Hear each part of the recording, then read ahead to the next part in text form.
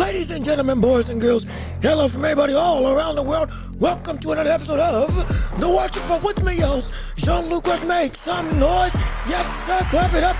Get excited wherever you are. We are back with another jam-packed episode for you today on the world of boxing and beyond, predominantly boxing. With today's episode, we got some news involving some new information regarding Canelo Alvarez and his chin, per the words of Virgil Ortiz, as well as some other stuff with Jaron Ennis, stuff with the likes of who else? I gotta make sure. Got my about Keyshawn Davis, if we have some time to talk about it. Lamont Roach, who now we need to start shifting the spotlight to him now, off the light of Tank, though we know we've talked about him and Tank not potentially, or more likely, not happening. Now on the side of Lamont Roach, we need to discuss what his next steps are going to be. We've touched on that a little bit in the past, but now we need to take a full-blown dive because you don't want to lose this momentum that you've got if you're Lamont. So if that's the case, what should be your next frame of action? And should he keep to his word of trying to fight the likes of Devin Haney and or Brian Norman Jr., or should he try to do the more quote-unquote practical thing and try to fight some of the bigger names at 135, where he is now one of the bigger names in that division? All that and more we're going to talk about right here on this show. But before we even get to that, please leave a like on the stream if you have not already. Subscribe to the channel. Come on and join this empire that we're growing together. Hit the notification bell so you know exactly when we post. Exactly when we post right here on YouTube. Hold on. Okay. And be sure to share this show with everybody that you know so we can keep on building up this empire together. All with you and your support, we can make this absolutely possible, make this thing grow to the heights that we've never seen before. All with you spreading the word about what this channel has to offer. And if you can, I think is that everything? Leave a like, subscribe, share, notification bell, podcast on every podcasting platform. Oh, and if you want to support the channel, Cash App, PayPal, links in the description. If you want to give anything to the channel, help keep the lights on, help us to improve on this show so we can make this even better for your listening and viewing audiences all across the globe, because that's what you all deserve. No question about it. But again, without further ado, we here, we live, and we having ourselves a good time. How you doing? We already got people in the chat. Like MS, well, what's up going on? How you doing? Good to see you. Thanks for tuning in to the show on this afternoon. Salute to you as well. So glad that you're here with us on this. Oh, that's all I forgot to say. If you got anything you want to comment, talk about, or any questions, concerns throughout the show, things that you want to discuss, your points of view, hey, put them in the chat, and we can talk about it right here on this show and have your voice be heard throughout the globe with the masses all able to see what you want to be with your words on the show. So hey, I'm excited for it. I'm happy. Hopefully you're enjoying your Thursday. We're back to our regularly scheduled program of a Thursday afternoon, Tuesday, Thursday, and Friday. But hey, you know, it's a little bit of a wonky situation this week with us doing it on Wednesday. But now, hey, today and tomorrow, we back to our normal stuff. And don't forget, tomorrow, full show of championship rounds. And for this show, we still going to have not that. We ain't going to have that. we ain't trying to do an outro to the show already. End of the show, as you see down below, we're going to have the championship rounds where it is 30 minutes to an hour of conversation of whatever you want to discuss on the show today. We can get started. We can get it popping. Whatever you want to talk about, we can talk about it at the end of the show. And then we'll give you time to really say what you want to say. But again, if the conversation gets good enough, shoot, we'll start it early. And we'll just go through and talk about whatever y'all want to discuss. If we see the ball rolling into that very quality direction of the conversation's too good to pass up, and we just got to jump into it and forget what we got scheduled. We'll do it, absolutely. This is as much your show as it is mine. But again, we're about to get into the topics of the show today. Yo, Stabby, what's good with it? How you doing?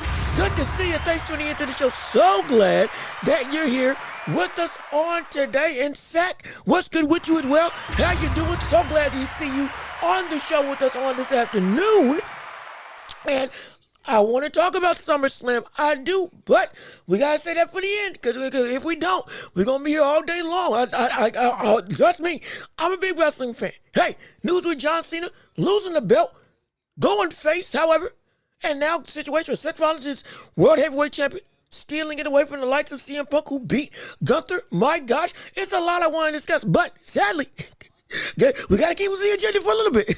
So we're going to touch on that later on. Championship rounds, no question about it. Bring it back up and we will discuss it. Yo, Trey. Hey, brother. How you doing? Good to see you. Thanks so much for tuning into the show with us on this afternoon. And again, we have a lot to cover with Canelo, with Crawford, Canelo and Crawford, more so Canelo and Virgil Ortiz, as well as Keyshawn Davis, Boots, and so much more. And I think, honestly, I don't know which one to delve into first, and I can't. You know what? For the sake of prime time, I think we're gonna do a little bit of Canelo, because biggest name, biggest thing, might not be the biggest story, but still, it's gonna be something to discuss. Where's the title screen on this thing? Where is it? Where is it? Is this it? No, that ain't it. There we go. That's the one. All right. Yeah, let's go and get popping. Let's get the show started, shall we? Yes, sir. Oh, it's time to start. It's time to rock. It's time to roll. Let's get this show on the road with topic number 1, round 1 of the show going underway, as we have to discuss the word of Canelo Alvarez and some very good and quality insight that I got from the likes of Virgil Ortiz, that we got from Virgil Ortiz over the word of social media. And excuse me real quick, I think I accidentally kicked my camera. Hold on. Wait a minute. Hold up. Wait, everything's out of whack. No, dang it, I kicked the stand. Doggone it, I kicked the thing. Had it tilted a little bit, but we're back now. But real quick, with Canelo and Virgil Ortiz talking about the vaunted chin of Canelo Alvarez. As we know, Canelo is one of the more demonstrative punches that we see in the world of boxing, but also from the sense of his chin has been genuinely stood up against every single one of some of the biggest hitters of this generation, has been able to stand the test of time, especially since he's matured. And because of that, that's been one of the biggest concerns with the likes of Crawford moving up to 150, from 154 to 168 immediately. How are you going to be able to crack the chin of somebody of this caliber? Well, with news of Virgil Ortiz now sparring Canelo Alvarez, which again I did not know, now we get some insight from somebody else who was indeed one of the hardest punchers at 150. Well, he's one of the hardest punchers at 154. Almost what? I think on like a 90+% knockout ratio. I think it's like 24 fights, 21 knockouts in his career, something along those lines. Virgil Ortiz is a menace of a puncher, no question about it. But with them being able to spar Canelo himself, I wanted to give you some insight as to what he has to say when it comes to the power that one of the greats of all time does indeed carry, as well as the chin that more than anything is drawing major concerns for everybody around the boxing globe. Can Crawford hurt Canelo? So without further ado, let's go to the old picture-in-picture and let's see what Virgil Ortiz has to say. And also let me make sure that this thing ain't too loud. Hold on, wait a minute. Is it? Like this. And he was... Nope, he can't hear nothing. Hold on. Let's try this. Like, eso, like, like, oh. Okay, here we go. I think this is right. All right, here we go. When you was thinking about going to Eddie Reynoso, were you excited about possibly sparring against Canelo? I did. You did spar against Canelo. How's that? How did that work? That dude's good. He's good. He's good. He hit hard. He hits hard, but he was held. I don't know. He held back for sure. Yeah, he held back for sure. But the one thing I remember was I set him up for a shot and it worked. I don't want to say which one because I just don't want to give up my secrets or what. I'll tell you after. Yeah. But I hit him with like a hard hook. I'm talking about like I made him drop his hand thinking I was gonna do something else, and I hit him as hard as I could, and his head went like this.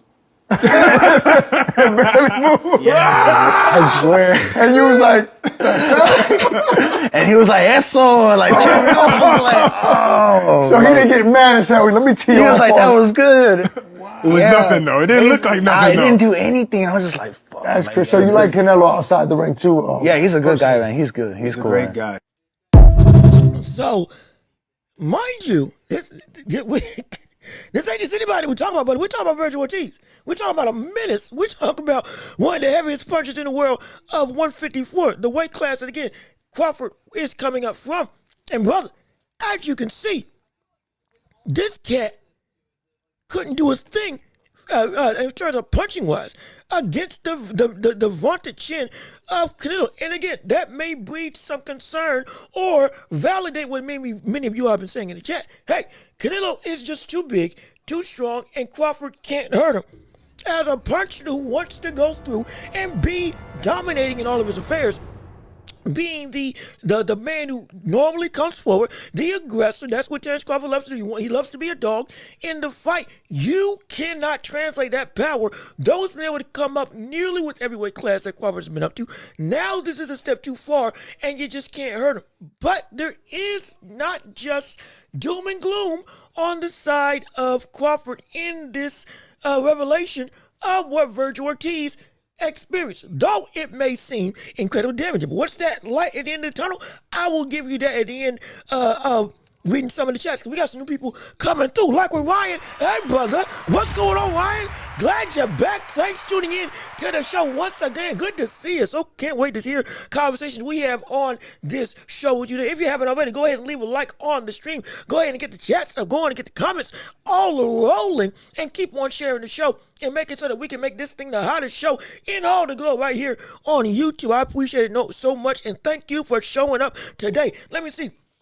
Akim Brock have been putting out good interviews. Yesterday, let me tell you something. Yesterday happened. Now, mind you, for disclaimer, I'm still new to the social media game. So I just got put on to how often Cigar Talk does their stuff. Now with Akim and Baraka, who I think have been working a couple of Ring Magazine cards or the Zone cards. I've seen it sporadically on the Zone Ring Magazine. I think the partner with Ring Magazine now doing stuff consistently. So now they have more access to fighters at a grander scale than they ever did before, which is great. I love it. I applaud them. Hey, they're doing some good work. I ain't got no issue against them.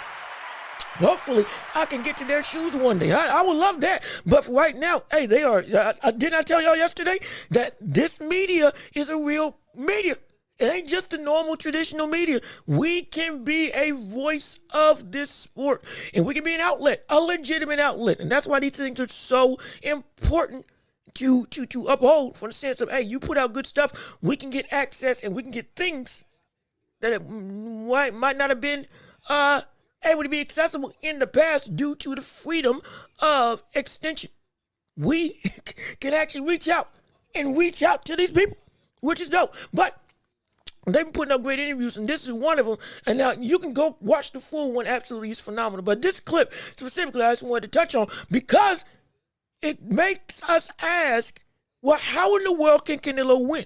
It really does. It makes us ask if Virgil Ortiz couldn't even get a rise out of Canelo. And Canelo was like, yeah, good shot. Yeah, that was something serious, man. Good on you. More like a big brother type situation, rather than like, and without really being able to, mind you, Virgil was actually loading up, and he couldn't do it. And you saw his reaction, brother. Like, go back to the picture, or go back to the bed. Where is it? Where is it? Is it here? No, it ain't here. I think it's up here. As hard as I could, and his head went like this. And he was like, eso, like, I was like, oh. Look at that. Look at this. Like, what?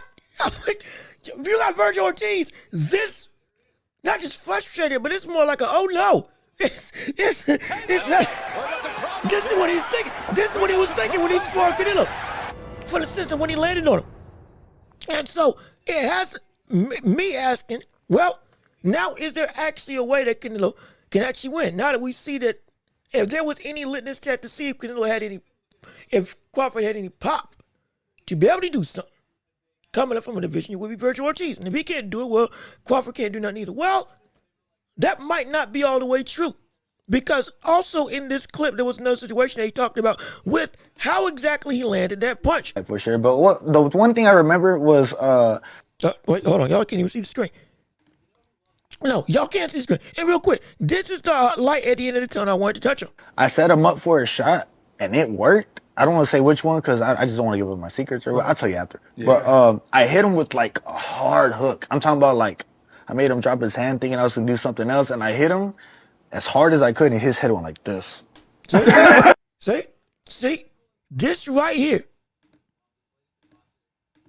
And it worked. Yeah, he held back for sure. But one thing I remember was I set him up for a shot. That right there is the light at the end of the tunnel. Yes, Virgil Ortiz didn't hurt him, but he legitimately set him up to be hurt. While it may not have done the damage, he made Canelo vulnerable by making him fall for a trap. And it worked. I don't want to say which one because I just don't want to give up my secrets. Or I'll tell you after. Yeah. But I hit him with like a hard hook. I'm talking about like I made him drop his hand thinking I was gonna do something else. And right there. This is the reason why there is some real hope that we can see Crawford win this fight. Because of this right here. Crawford or Canelo can be set up to get tagged. And potentially, and with the IQ that we know Crawford has at his disposal, brother, this is a legitimate cause for alarm. That wait a minute, the stuff we've been saying about Canelo just being, too big, too strong, okay, that may be true, but this is where the IQ now comes into play, and the ring generalship and the tactical affairs now start to become legitimately dangerous. And as you see hey, Damani, hey, what's good with that? Hey, how you doing? So glad you're here with us on today. Appreciate you tuning in. And this is exactly right. Multiple setups can eventually hurt him. This is the crux of this whole situation with Crawford and Canelo. And again, I want to hear your thoughts. But my frame of thinking has been, if Crawford can counter Canelo enough, there's a situation where, yes, he can win this fight. And many people have been overlooking the aspect of the fight with Canelo that as great as Canelo is, he can be set up for shots. He can be set up to where he is caught, to where he is countered, to where something gets landed on him that he didn't want. He can get baited. He can get lulled into a sense of false security. And then boom, oh, I got you. And the next thing you know, hands down, boom. Or somebody does something wrong with the guard, boom, gets tagged. And there is enough power, at least for me, and Crawford, that if that happens enough times, now you get some real damage occurring over the course of the fight. And that is a means that Crawford can win. Not saying he'll knock him out. If he does knock him out, man, that'd be the craziest thing I've ever seen. But it's legitimately something that is applicable to this fight situation. And I've been waiting for somebody to come out as a boxer and validate this frame of thinking. Crawford can legitimately outthink Canelo. Though both of their IQs are indeed on a level playing field from the sense of it ain't too far gone. It ain't.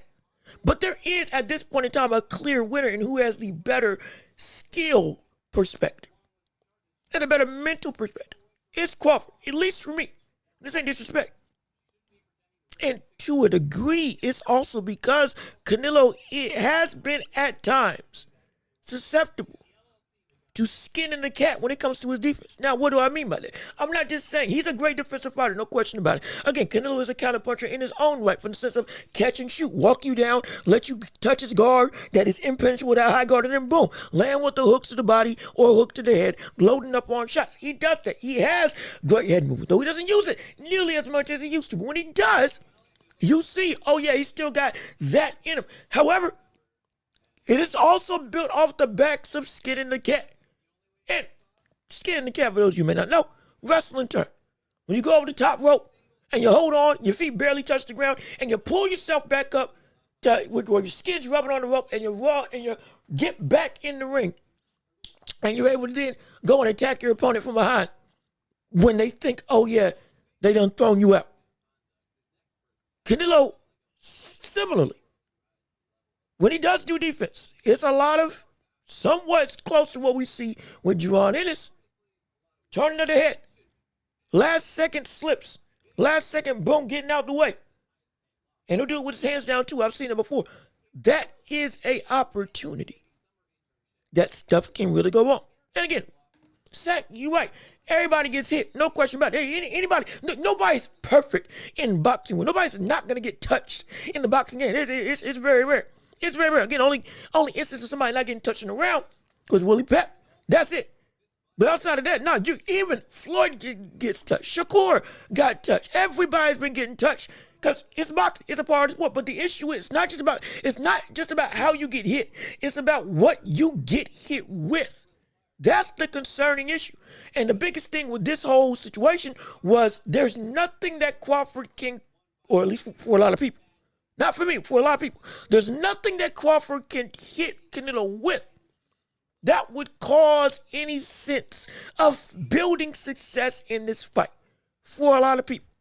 Because the chin, the granite chin, the marble chin, the titanium chin that Canelo has shown is just too much for anything to happen. But as we now know with Virgil Ortiz, while you may not hurt him, you can tag him with quality still. And if you can consistently tag him with quality, especially with the work rate that we see Canelo use for the last couple of his fights, there is a window that we could see Crawford, hypothetically, go through and continually set up Canelo with offensive aggression, leading to him, while taking the front foot of this fight, causing Canelo to again make mistakes defensively, knowing he may not hurt him, but still being able to land the better flush shots. And by the end of the round, or by the end of the fight, though it might be close, it could just be enough to give this man a victory. Because now you did better work by being able to, on the front foot, one, taking over the domain that we normally see Canelo do, which is stalk and walk. That's what Canelo always does. You did not let him stalk and walk. You forced him to either fight on the back foot and or have to fight in the center of the ring. But refused to give up the ground of forward momentum to let him be successful. Similar to what Bebo did. Being able to go through and stop the forward pressure of Canelo. More so, overwhelm the forward pressure. Though, yes, he was longer and bigger. I'm not saying not saying Crawford isn't taller. He is taller. But it's not the same size discrepancy that we saw against Bebo. Bebo could do different things. It was a different fight. I understand. Different fighter. I get it. But there's still, there is a semblance of aspects from other fights that Crawford can take, as well as using his own ingenuity, his own intuitive, instinctual ability to go and read and react and set Canelo up with shots that, again, Canelo, because he thinks he can take, or because he understands I'm the bigger man in this fight, there's a situation that he might just eat shots just because, yeah, I'm not worried. And if you can turn that, I don't want to call it cockiness.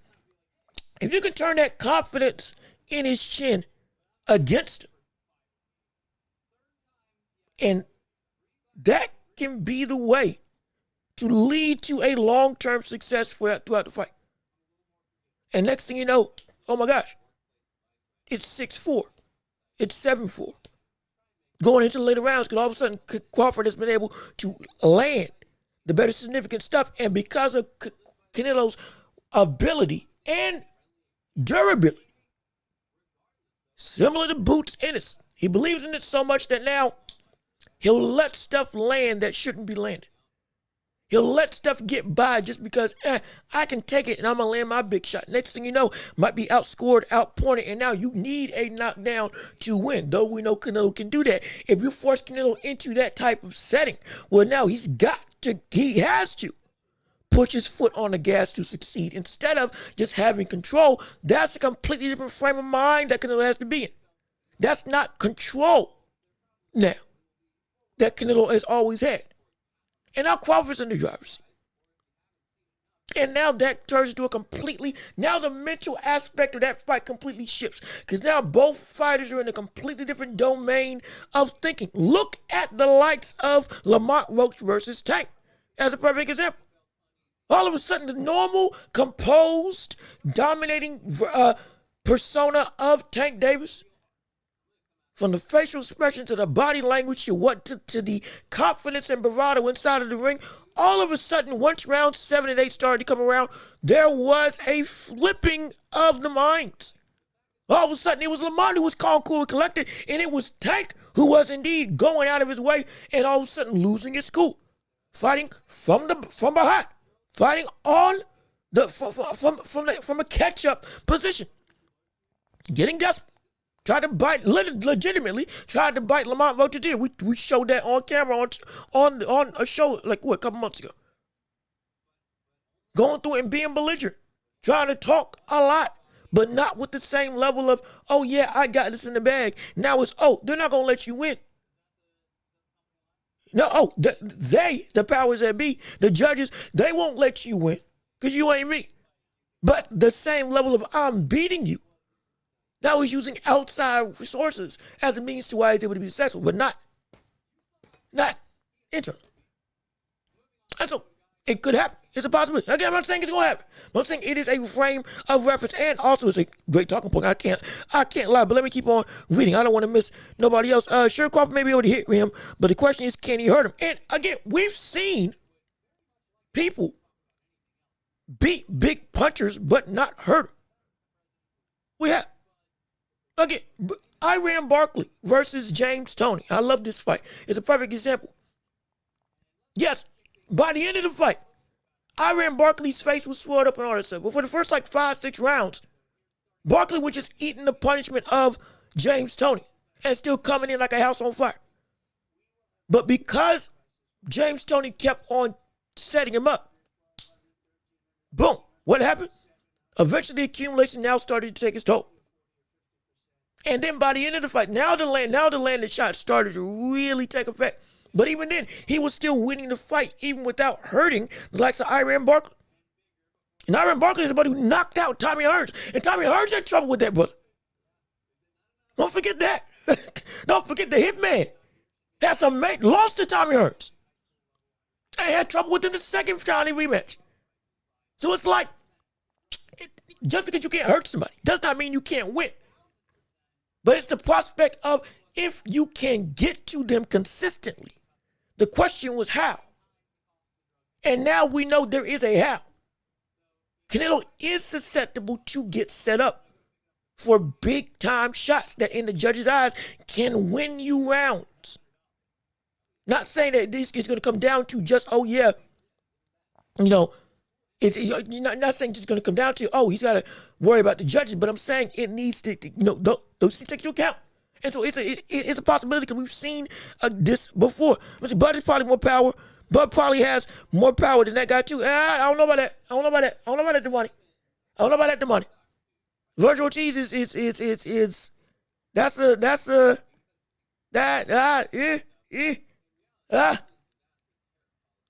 one of the biggest reasons why he was able to handle Madrimal the way that he did was because he was also stronger than what Crawford was coming into that fight. So I don't know about that one. I don't know about that one. And again, at 168, maybe. And there was also a clip I wanted to show about Crawford talking about his weight gain and how he's put on said strength that may help equate to what he is going to be strength-wise on that night of the fight. And I'll play it later on in the clip. Let me see. Canelo been in there with stronger guys than Canelo? Yes, he has. He absolutely has. And again, Canelo doesn't get hit a lot. You're right. He doesn't. And so, listen, I'm not understanding this big revelation that he could set him up with some punches. It's not about just setting him up for shots. The issue was with a lot of people that and what's been the track record with Canelo, at least for the past 5 fights, or more so for the bigger chunks of his career, because of the overwhelming legitimate power to him and the outright durability. In every fight, there comes a point in time when all of a sudden, especially if somebody is moving up in weight to fight Canelo, they go into a mode of there's nothing I can do. Charlie, there's nothing when he fought Canelo, it was a mode of there's nothing he can do. And what happened? He shut down completely. He did not try. He did not attempt to do anything. He did not attempt to use anything because all of a sudden, to him, it was a fruitless endeavor, and I just don't want to end up on a poster with me being sprawled out on the floor. So I'm just going to not try. Inoue versus Paul Butler, a couple years ago, when Inoue first became, I think when he first became undisputed or became unified at 122, he went and fought Paul Butler. In the first round, after Paul Butler felt the power and then found out, I can't just hurt him with my best shot. Now, Paul Butler gave up and he did not try. He just shrunk, shelled up, and moved around the ring. Those types of fights set the precedent for, at least going back to Canelo, if you don't have one of those two things, if you can't hurt him, you can't do nothing with him. If you can't hurt him, and you also can't take the power where there's no point in even trying, you're already written off because of what they've seen with other people that have tried that same thing. Again, Trump and how they fought. They just gave up. Crawford, we know, won't give up. But the same stigma of there's nothing he can do for, not saying that people in here are saying, but for a lot of people around the internet, it's just like, he's just too small. And that's the only recourse of action. But there is legitimate technical stuff that he can do to make Canelo be vulnerable to consistent offensive attacks.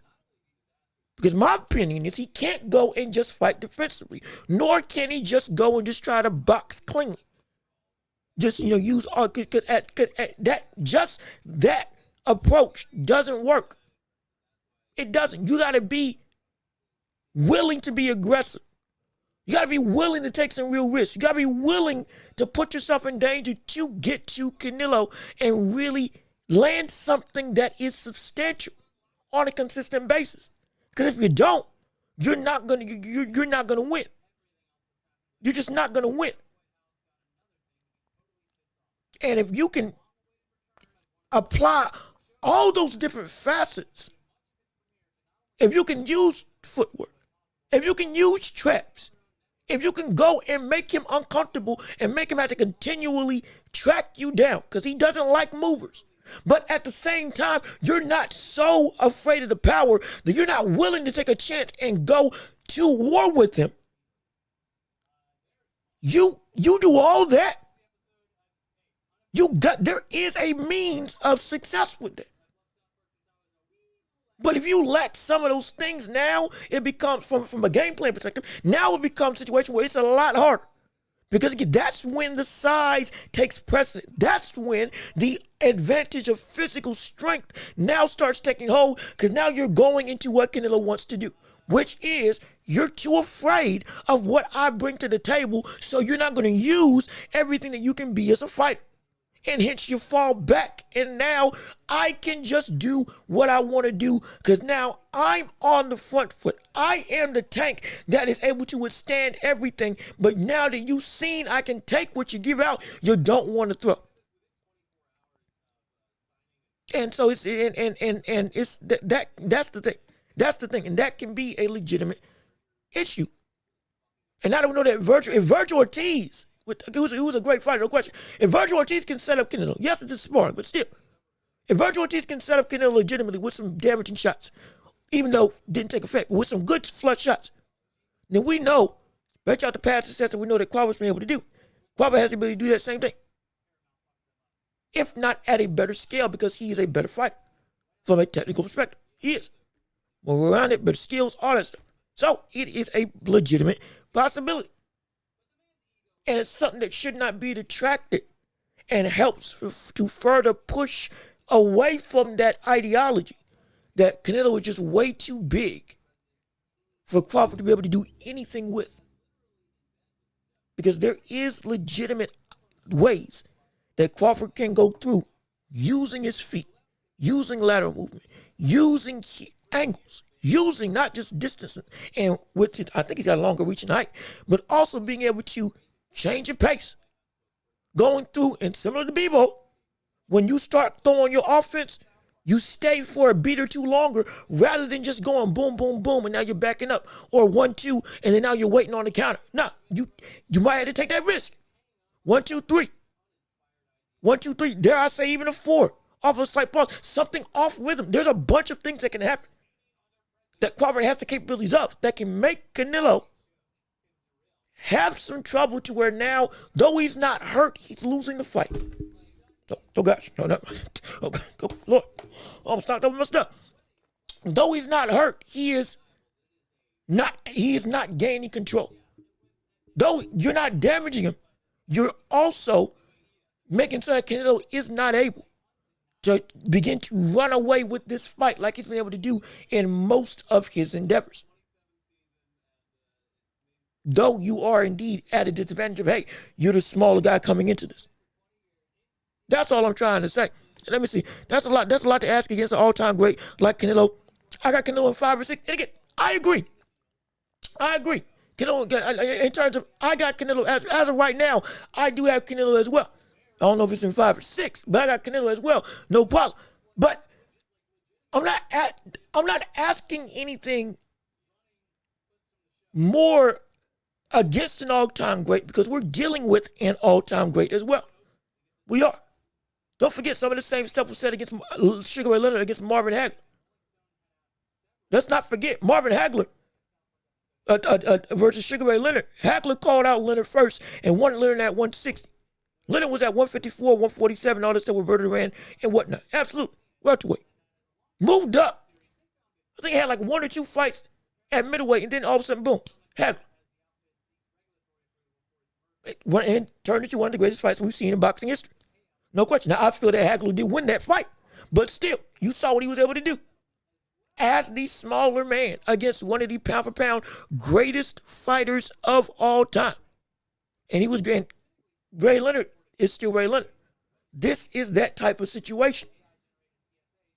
It's 2 all-time greats that have shown they can transcend what their division and what their era is as fighters. So I'm not asking too much of somebody that I don't believe can't do it, because we are talking about Terrence Crawford.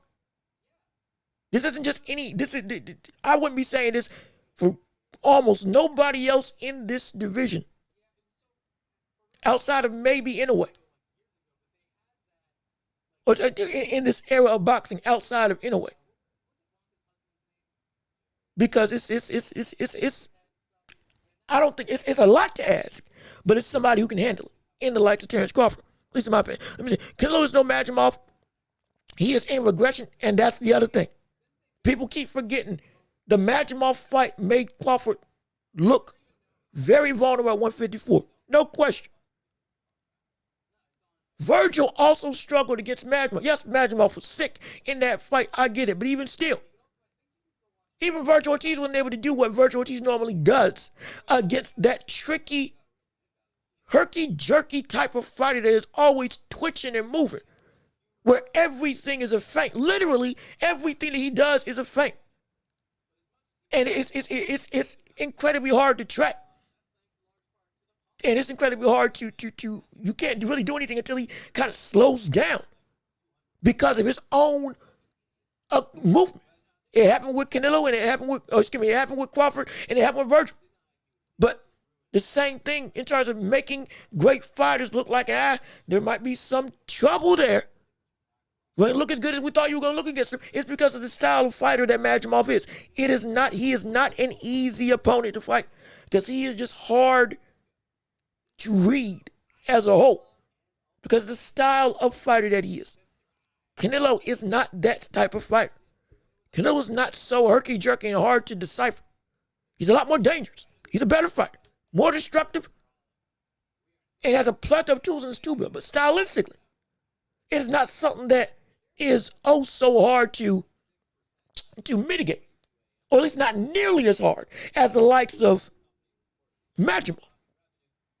Magimov is sticking Tyson Fury on steroids. It's funny. He moves like he drank a Red Bull. before the fight, like he's drinking Red Bull in the corner.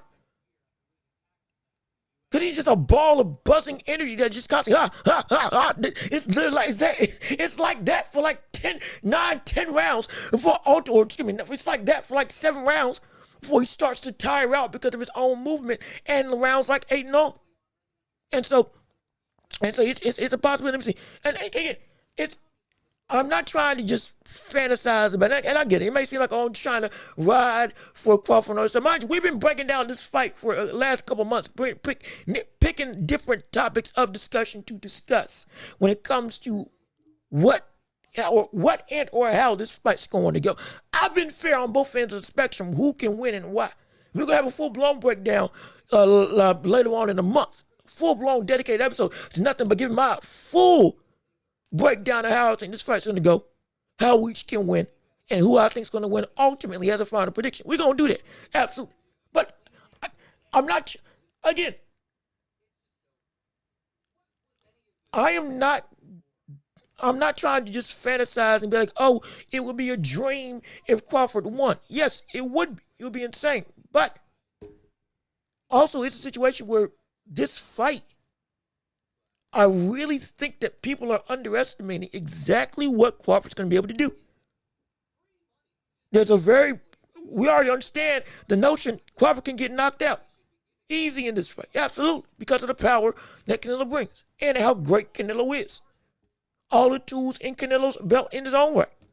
The body attack that he continually goes through. The combination punching that he goes through when he uses hand speed. It's something to behold. The defense, we've already discussed it. The chin, we already know what that's about.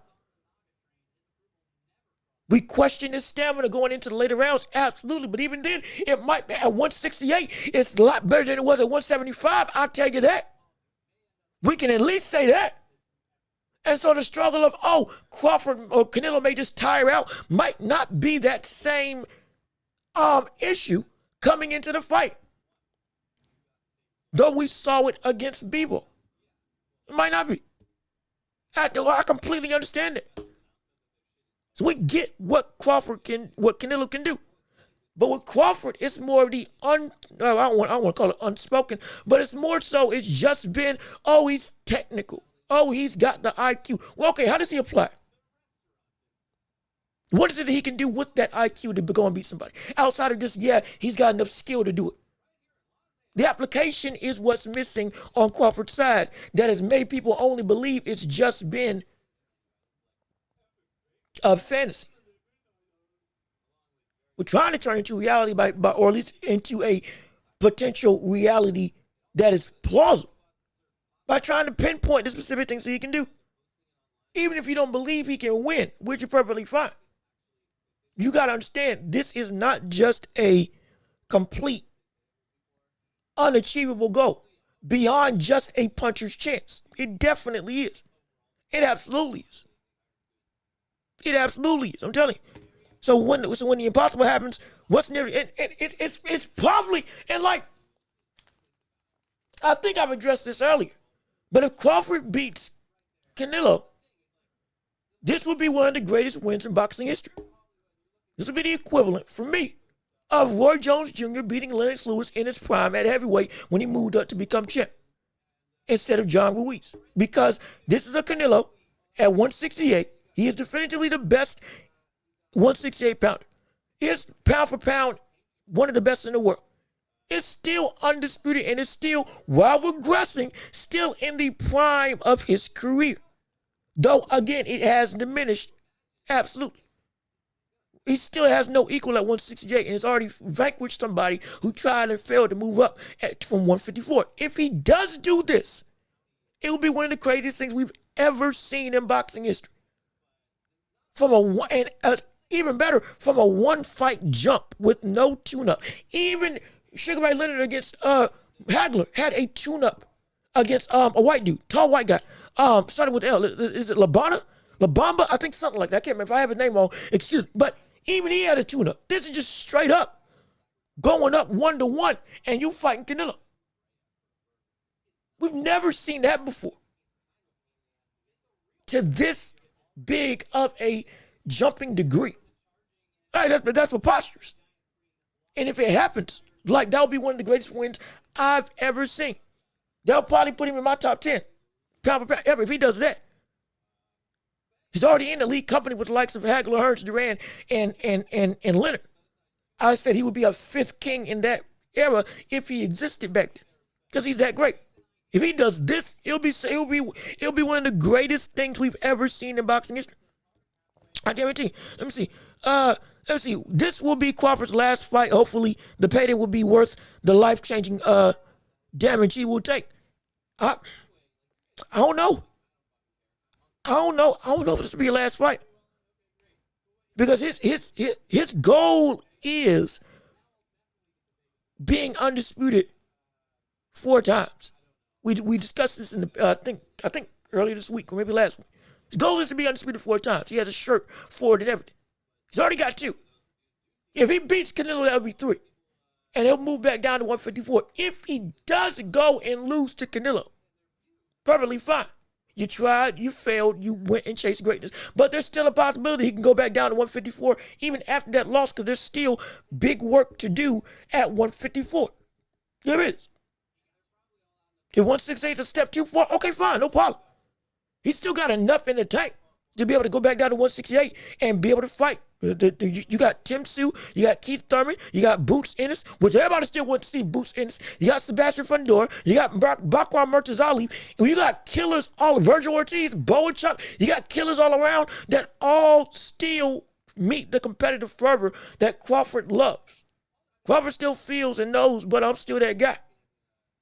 Even with this loss, I'm still that dude. I tell him he feels that way. And I promise you, even if he lost against Canelo, he would still want to move back down. If he retires, okay, fine. I'm wrong. No problem. But knowing the person that Crawford is, at least from an external perspective, knowing the person that we've seen Crawford perpetuate himself to be, the brother still is all about the action.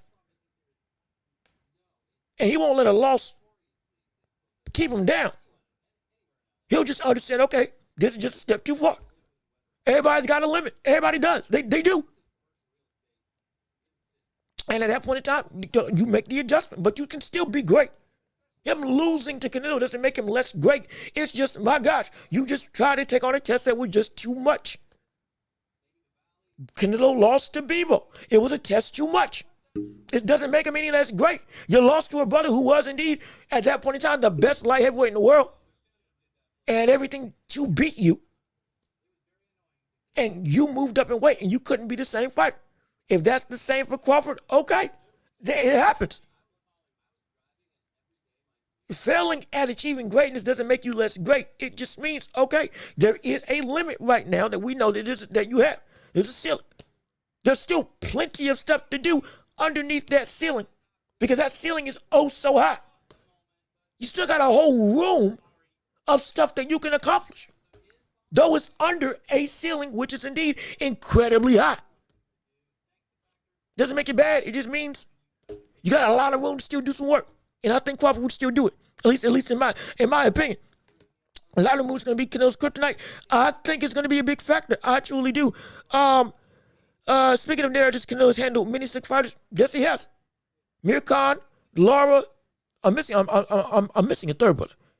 Mir Khan, Lara. I'm missing a third. There's a third one. There's a third slick fighter. There's a third slick fighter that he beat, and I can't think of it. But he has handled it. And again, we've addressed this in the past as well. We know he can handle it. We are saying at this regressed prime, there is a bigger struggle and a further disdain for movement. Now again, William Skull, completely different situation. He didn't want to fight. That's another conversation. But in terms of the movement aspect of it, he does not like that. Hasn't liked that for his whole career. And now it's even more disdain, not just because of the stylistic nature, but because of the physical capabilities at this stage in Canelo's career. Now he's in a different phase in life. He's still elite, tail end of the prime, but what does that mean? That means there's some things that he can't do at the same rank, and some stuff that he isn't able to as easily mitigate as he was able to do at 160 in the early days of 168 at his prime. And so it's not that he can't handle it. It's that he can't do it the same way anymore. He can't do it in the same fashion anymore because he is older and has lost a level of step that allowed for him to do what he did in the past against those slick people. It's not that same anymore. That's why I say he's become smarter in his movement, but he still even more hates movement as a whole. He doesn't like it. Why do you think the last five, Berlanga, Ryder, Munguia, outside of William Skull, all of them will come forward, aggressive, more so than anything flat-footed fighters. William Skull was the last slick fighter that he's fought against. Even then, he didn't try. Outside, he didn't try to really hunt him down because he hates that. He hates it, especially at this age. He hates it. He really does. And then, of course, Bivol and Mayweather, who almost forgot, who, well, early stage, Mayweather did it to him. Struggled with it then, still has some issues with it now. Though he's better at it now, he is also older at this point in time. So, the struggle is, the thorn in the side is still sticking there. Though it's easier to manage, it is still hard to pull out. Because it's sticking, it is cutting through the skin. Still, it's a thorn in the side. And so, let me see. I just want to keep on. Shoot, good gosh, we got a lot of people. Great day. Hold on, wait a minute. Hold on. I ain't trying to skip nobody. I'm also trying not to make sure that that we ain't missing nobody in the chat. Let me see. We all. Oh, this is interesting. We all know Crawford was blackballed his whole career. Be for real. Yeah.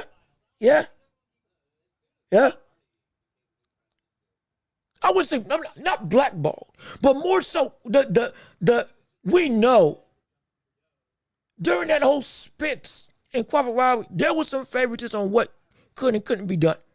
It was.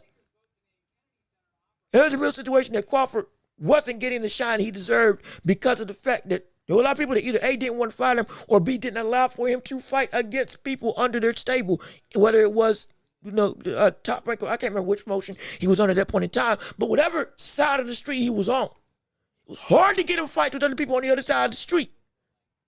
It was. While Spence was out there collecting belts and all that stuff, Crawford was just holding on to his own because he couldn't get those other opportunities. And still he was doing great work against quality people. And yeah, there's truth to that. There is truth to that. He wasn't given the opportunities he deserved, which to a degree stifled his ability to be as big of a star as he should have been earlier in his career. I remember that. I definitely remember that. And that ain't no narrative. That's an outright fact. I know that's what I remember that distinctly. That was a problem. That's why the shock of Spence losing to Crawford was so big, because everybody kept saying that Crawford ain't fought nobody. And Spence was getting all this shine and stuff. Also because people were working with Spence. Crawford wasn't getting the same level of treatment. I guarantee you he was not. I guarantee you he was not. Not at all. But let me keep on reading. Let me see. Hold on. Good gosh. Great Jay, we got a lot of people. I didn't see. Crawford, Canelo, IQ superior to Crawford. Again, it is close. I think Crawford's got more IQ than Canelo. I think Crawford has more skill sets to him than Canelo, especially with him being able to do it from equally southpaw and orthodox. But that doesn't mean that Canelo does not have elite IQ and knowledge in his own right. Because as I've said, you don't get to 175 and become a champion, beating people like though it was an old Sergey Kovalev, still knocking out Kovalev. And moving up from 154 to 160 to 168 in the land of giants at that point in time, with you being undersized and still being the most destructive fighter in that division. Standing up to Triple G for 3 rounds, or for 3 fights, not getting knocked down, though they were close and competitive. You can argue who won each one of them, but still, brother, nobody else has been able to put on that level of production against the Gennady Golovkin. He's one of the greatest middleweights of all time, and you were able to go toe-to-toe with him.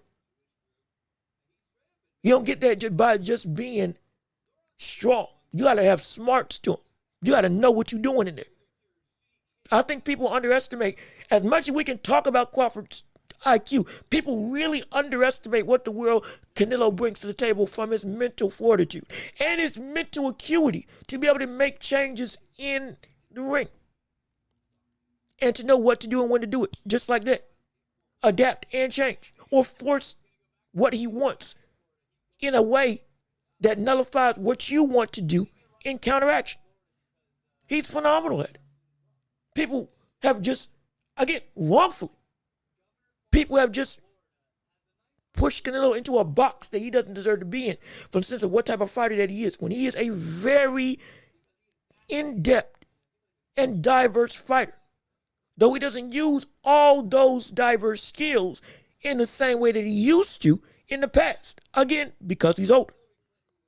And so, let me see. Sergey, hold on. Sergey, what's going on with you? How you doing? Good to see you. Thanks so much for tuning in to the show. So glad that you're here with us on today. I'm trying to make sure that a good, great day. We have a lot of people here. Thank you, Sec. Austin Trout. That's who I knew I was missing somebody. Austin Trout was the brother I was thinking I was missing amongst those the slick fighters that he has been able to handle and beat. Billy Joe Saunders. Nothing but, though he was losing, don't forget, Canelo was losing that fight against Billy Joe Saunders up until the uppercut that broke his eye socket and changed and made him quit on the stool. Understandably so. Because his whole face, literally, his whole face cracked from the punch. But he was losing that fight. And that was the early days of 168. Caleb Plant, another one, almost forgot. Caleb Plant, another brother, was early on for the first 4 or 5 rounds, giving him some real trouble with his Philly shell and with his movement. And the slick style of throwing his jab, moving off the center line, going through, using lateral movement, shelling up, and then angling back out, and then boom, boom, all that stuff. We remember the fight, and then ultimately Canelo adapted, learned from what he had learned, or used what he learned from Floyd, and adapted to that Philly shell. Beat him in the kidney or the back, whatever the word it was, and ultimately wore down Caleb Plant to knock him out. We remember. So he has always found a way, which is incredible. But it's still a struggle that is a Achilles heel. Nonetheless, it's just he's great enough that he can overcome it. But if we look through all those fights, we weren't just saying it was a struggle because he just didn't look like Canelo. We were saying it was a struggle because there was a big portion of that fight that he was either losing or down in before ultimately making the change. But he had to make the change because it took a minute, because that type of style is something he just doesn't like. He just doesn't like saying Skull didn't come to fight is a bad narrative because Canelo automatically wins rounds or far and coming forward. And so, how does this? Don't even have to throw a punch. I see what you're saying. I do. I do understand the sentiment. However, it is the issue of, for the William Skull fight specifically, similar to Charlo, the movement of getting out the way, leaping, and taunting, yes, doing all the frivolous stuff. Okay, cool. It looks good. But again, if there is no substantive stuff behind that type of fighting style, you aren't trying to capitalize on whatever opening that you make. Not saying you got to go and counter every single opportunity. But for that specific fight, it was very clear that Skull was trying to do enough to get out the way, maybe land 1 or 2 shots, and then making Canelo miss would ultimately win it. When ultimately the stuff that he did land was not enough. His movement, yes, it was making Canelo miss, but it was also looking like it was coming out of a sense of, I am just trying to stay away at all costs, similar to what we saw with Devin Haney. And he may have thought that that was a legitimate game plan to win. But again, that's a bad game plan to take part in, because that disassociates you using your actual boxing talent to fight against somebody. Because you just, again, bare minimum. And also, he's been fighting like that for a couple of fights. This was just the worst offense of it. And it was just up. That's why we were all saying, oh, we don't want to see him again. Let me see. That was a bar. Oh, no, I appreciate it. Hey, I'm trying.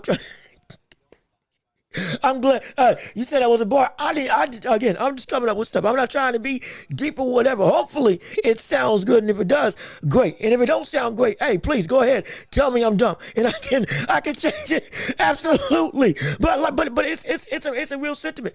I'm not trying just to be in a world that's just trying to make everything, anything is possible. What I want people to understand is that as a boxing fan, you don't need to just be, if you don't need to be the type of fan that if a fighter loses, they're no good to me.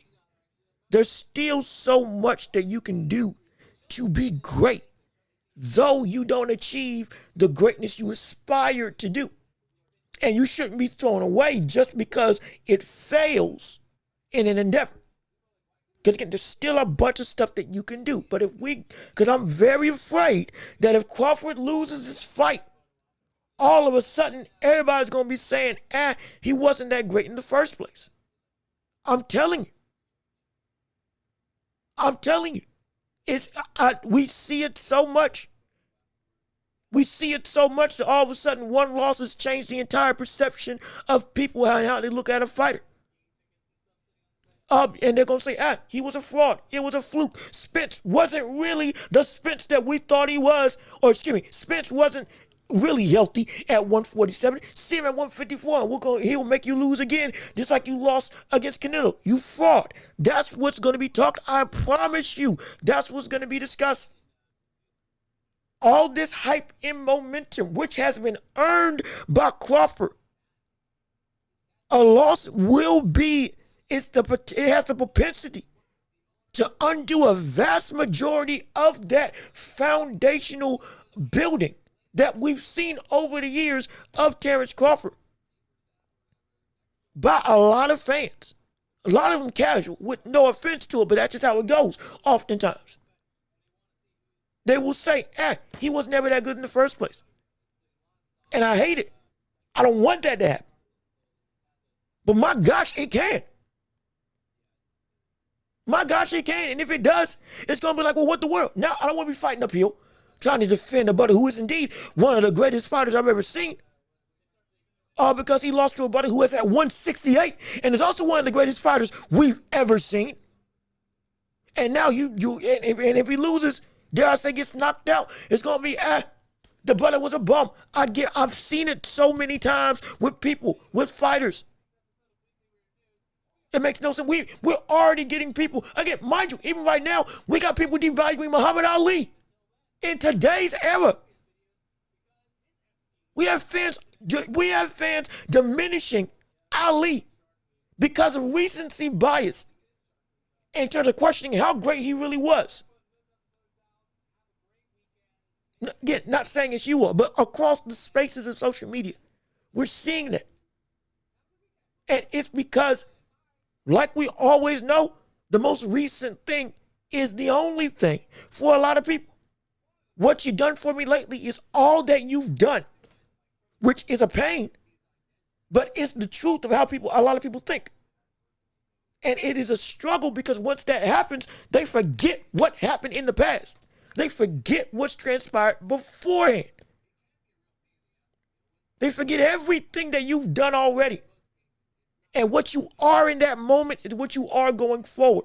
For a lot of people, it's a terrible sentiment. It's a terrible mindset, but it's a mindset that has happened and continues to go and perpetuate throughout the boxing ranks. When Crawford struggled with Madrimov, all of a sudden people were saying, the same stuff started bubbling up again. All of a sudden, he wasn't really that good. And he struggled against Madrimov. He still beat him. So I'm thinking, shoot, a loss is going to be 10 times worse than that. And I don't want that to be the case. Because that can lead to it's very damaging. It's incredibly damaging. Let me see, Nerd, how you doing? Good to see you. Thanks so much for tuning into the show. So glad that you with us on today. Also, be sure to leave a like on the stream if you haven't already. I appreciate all of you being here. But let me keep on reading. Crawford doesn't like movement either. Proof is the Majimov fight. And again, like I said before, Majimov, different opponent. Mind you, he beat Amir Khan. Don't forget that. He beat Sean Porter. Though Sean Porter is a come forward fighter, he still uses a lot of angles and movement in coming forward that makes him hard to decipher. And he was still able to handle that. Gamboa was more of a come forward fighter, but it's still Gamboa in his prime. He's faced it. Again, a lot of people don't like moving, you're right. But in terms of the struggles of the clear-cut situation, it's been more apparent with Canelo. There is a bigger thorn in his side than Terrence Crawford for what to do to how to mitigate it or how he goes about in his fight with it. That's the thing. Yeah, sure, they both don't like moving. They both want to come forward and destruct and dominate. But how they've been able to handle it has been, for Crawford, it has been a lot better handled in the end result of him getting the win over Canelo, who again still got the wins over people that move. Don't get it twisted. He still beat him. He still knocked him out. But the struggle was a lot more apparent because his handling of it is not at the same conducive nature as Crawford being able to handle movement when it comes to boxing. Doesn't make them any less great, but there is a clear discrepancy of who has the worst time and who doesn't like it even more. And that will be Canelo Alvarez. And again, he said it himself multiple times. And so let me see. Let me keep on reading. My gosh, y'all, a lot of people. Canelo was losing to Billy Joe Saunders until stoppage. On what scorecards? Canelo was leading 74, 78, 75 at the point of stoppage. Again, I had him losing because I had him legitimately getting beat with Billy Joe Saunders jab, as well as I think he was landing a sticky uppercut as well as he was moving laterally. And it took a hot minute for Canelo to really get control. On my scorecard, he was losing. Though on the judges, he might have been ahead. I didn't agree with the judges. If those are the scorecards that the judges said. Again, mind you, I can't remember at the top of my head if these are the correct judge scorecards or not. On my scorecard, I had him down. Because Saunders was both outworking and outmaneuvering and making Canelo's offense null and void. Actually making him miss and making him pay more consistently up until the stoppage. Now, at least on my scorecard anyway, how I saw the fight. And so, great day. Good gosh, we still got topics to cover. We still got topics to cover. I'm like, wait a minute. I love talking about Canelo, but we still got more stuff. We still got boots that we got to cover, y'all. I don't know what. Cause we're an hour into the show. Do y'all want to stay with Canelo, or do y'all want to? Y'all put it in the chat. Y'all want to stay with Canelo, or do y'all want to spend 5 more minutes and then we move on to the next topic of Boots, Ennis, Lamont, Roach, and whatever else I had on the show today. I whatever I put in the thumbnail as well as other things. Is the thumbnail even right? Good gosh, great. Is my thumbnail correct? Wait a minute. Hold on. Wait a minute. Okay, yeah. Okay, that's good. I almost thought I put up the wrong thing. Great day in the morning. But okay, we're going to spend a slight bit more time with a couple more chats on Canelo. Then we're going to move into the next topics of the show. But let me read the last stuff on the thing. Also, Al Booga, hey brother, what's going on with you? How you doing? Good to see you. Thanks so much for tuning into the show. So glad. Oh Lord, let me turn that off. But so glad you're here with us on today. Appreciate you coming in on the show. Let me see. That's partially his own fault, though. Oh, hold on. Wait a minute. Hold on. Let me read this up. Let me see. No one likes movement. It kills everyone's strategy to a degree. Yeah, to a degree it does. Narrative only applies to Canelo, no one else. That's false. For this fight, we are using it as a means because that's one of the key ways that Crawford can win. But it applies to other people as well. But Canelo has also been one of the most vocal on record saying they hate movers. He keeps saying he doesn't like that. He said for years he does not like that style. For years. Mind you, after Bevo, who used great movement, even coming forward. But his next 3 fights were all either shell up and going for Ryder, Munguia, Berlanga, Charlo. And Charlo's movement wasn't effective movement, it was a survival movement. But the 3 of the 4 of that stint was just straight up come forward fighters. It was. The first fight, I understood, make him look good, get back in the rhythm, get a win under your belt after a loss to Bivol. But then after that, nothing else. And he has said it himself, that's the issue. It's not about trying to just apply it to one man unfairly. It's about because of the fight that we're in and because of his own vocal disdain against something, this is a red flag that can come up with Kim in this fight with Crawford. It really can. So we ain't trying to hold it above him. It's just we understand that Crawford's has the ability to use the very thing that Canelo hates to fight against, as well as other tools to even make that movement even more detrimental to the game plan of what Canelo wants to do, which is walk and stalk and dominate you.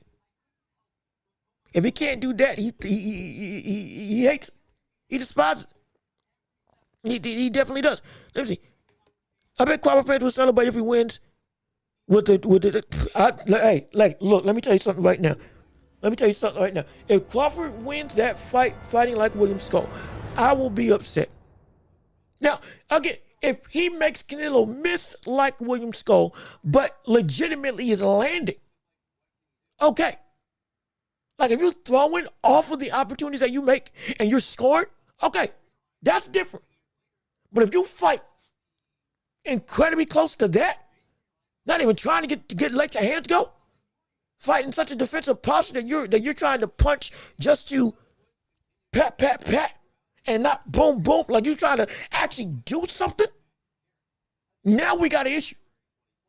But if he can make Canelo miss and legitimately do, dare I say, a Shakur-esque type performance, where he's able to stay out the way, jab, move, counter, land shots, and be defensively responsible, but still, again, effective, I ain't got no issue. I ain't got no issue. But if it's like the Skull fight in that same fashion, no, I would hate it. I would despise it. I would, but he's coming.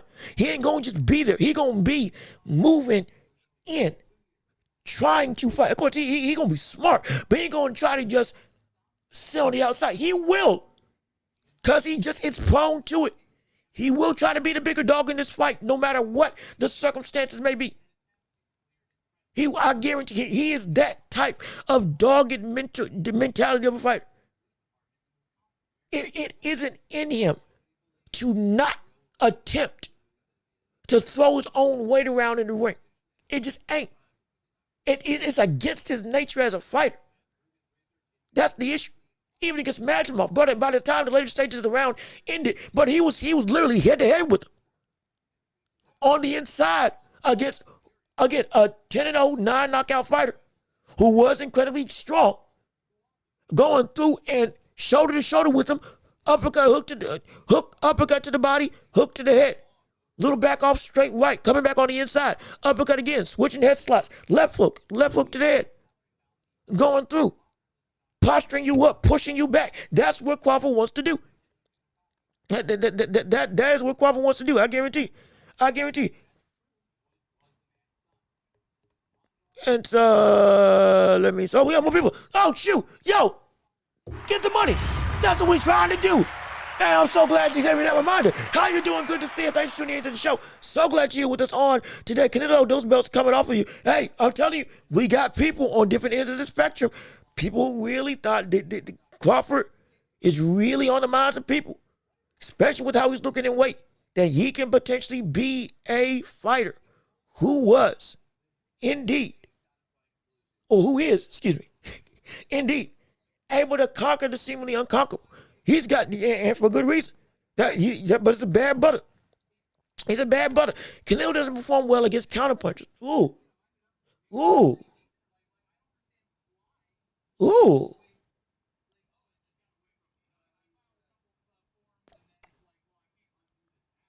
Floyd was a counterpuncher. Well, slick fighter counterpuncher. Bivol more offensive, but yeah, was countering the likes of Canelo. I think, yeah, yeah, yeah, yeah. Now, it wasn't struggling with it as much as just outright movement. But,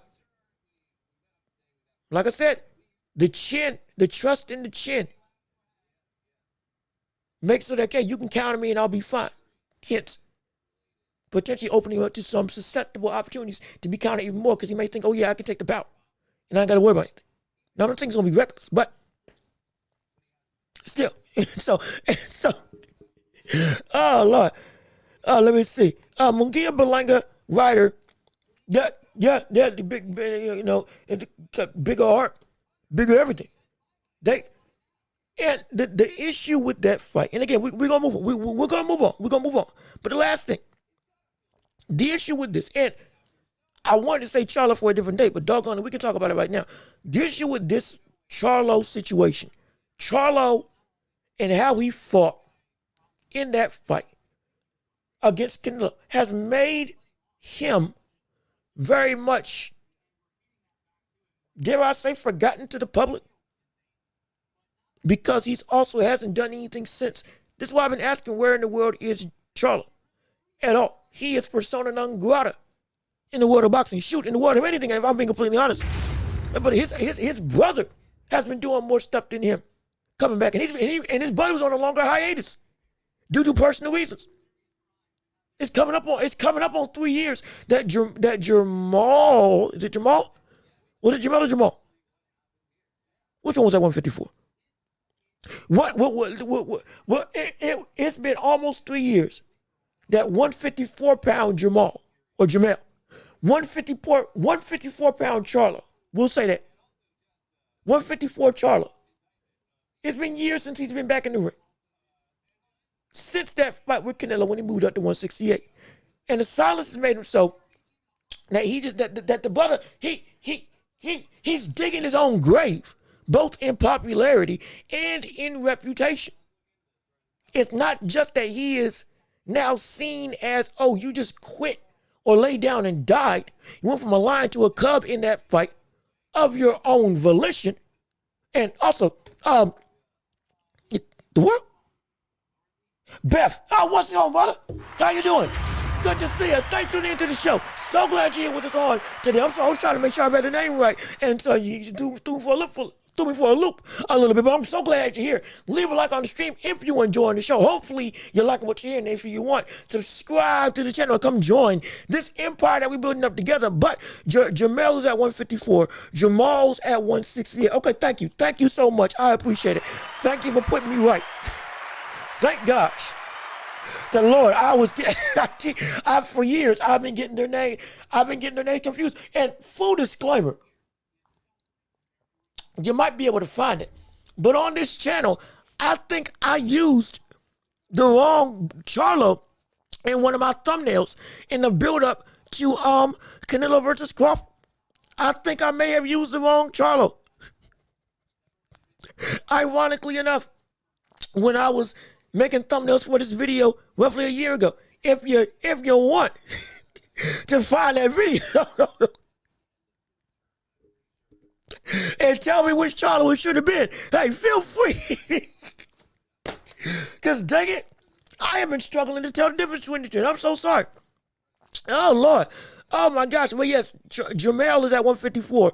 Jamal has been in isolation, and it has caused him not just to lose popularity, but to lose the reputation of the killer of a fighter that we all saw him as, the former undisputed champion that he was in the boxing world. At least that moniker, that identity, that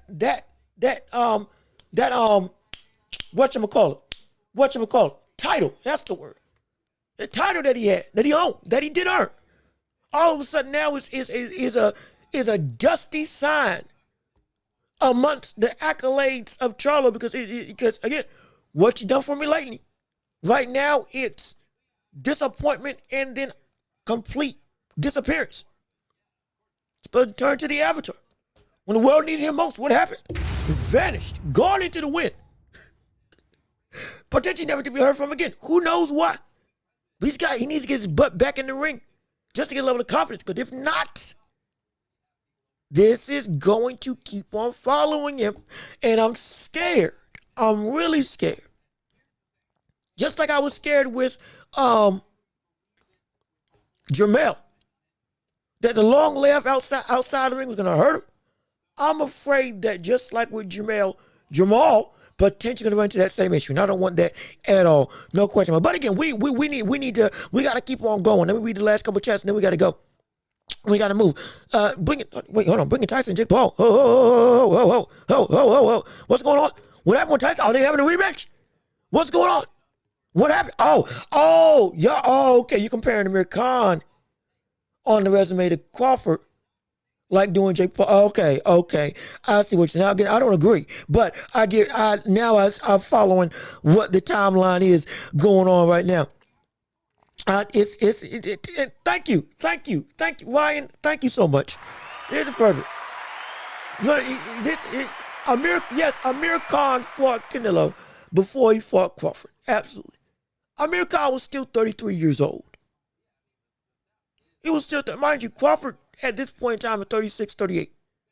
Canelo's 36. 33 is still in the physical prime that we've seen with fighters. In a way, 31 going on 32.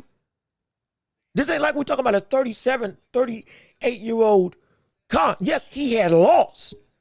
No question. But it still wasn't a buddy that was just a pushover. It wasn't. We know he wasn't. The name was still a great name. Just like Kell Brook, while he was after Spence, still beating Kell Brook in quicker fashion than Spence, but that was impressive. Beating Sean Porter after Spence beat Sean Porter and knocking him out is incredibly impressive. Doing it, again, in less rounds than what Spence did in a fight that Sean Porter looked great in. And so, everybody ain't damaged goods. Everybody isn't damaged goods. Sometimes a loss is just a loss on the resume, but they're still quality fighters. If Moses Atalma beats Dillian White next week, are we gonna say it was just you can't compare that because he lost to AJ and he lost to Tyson Fury and he's old in the game? It's still a good win. It's still a good win. Everything, especially at that stage in their career, and at that stage in Crawford's career, and at that stage in Kell Brook, in Sean Porter, and in Amir Khan's career, it was still a great win, and still is a great win, both contextually and at the reality of the moment. Again, we can't play revisionist history with some of this stuff, because if we do, it's going to demean everybody's accomplishment. All of a sudden, ain't nobody going to be great. All of a sudden, ain't nobody gonna be a quality win. All of a sudden, ain't nobody gonna be worthwhile to look back on and say, hey, he beat XYZ. These wins, they are good wins. These are quality wins. They are. They really are. And so, but we gotta continue. We do have to continue. So we gotta move forward. So hold on. Next topic of the day. Which one is it? Which one is it? Dang it. You know what? Yep, we might as well go for it. We might as well. Y'all want Lamont Roach and his next steps, or do y'all want Boots Ennis and which tune-up fight he's going to take as he is now officially at 154? Because I think there was somebody. I can't remember who did it. Somebody put out a list of the potential opponents that we could see. Boots in his fight against, now that he's officially at 154, looking to start his run at Undisputed at this new weight class. So I was going to see which one y'all wanted to do, but in this, for the sake of time, I might just flip a coin, eeny, meeny, miny, mo. What was it? Catch a tiger? Catch a cat? I can't remember what the term is. It's either, well, I closed my eyes and picked it. Well, I didn't close my eyes, but I didn't even look at the screen. I picked a random one. I guess we talking about Boots now, but let me see real quick. Hot take Madron beats and breaks off of Boots. All right, well, we starting out hot, ain't we? We starting out hot. Great day. My word. My goodness. Wait a minute. We're just starting out this thing hot. I don't know about that. I strongly disagree with that. I think at 154, well, hold on. Time out. Hold on. Wait a minute. Hold on. Wait a minute. Hold on. It might not be that might not be too far. Wait a second. The more I think about it, the more I think. But the fights that we had seen with the likes of Sugar John in both instances, that might be one of his toughest tests. I can't lie. I still believe he would beat them. And again, outside of getting the tops, though Madron was still amongst that ranking, there's not many people that I think in the 154-pound division that he would not be able to beat. But I think I've underestimated because of the deficiencies of Boots as a fighter who deals with people that, again, are like Sugar John, which Madron to somewhat degree is.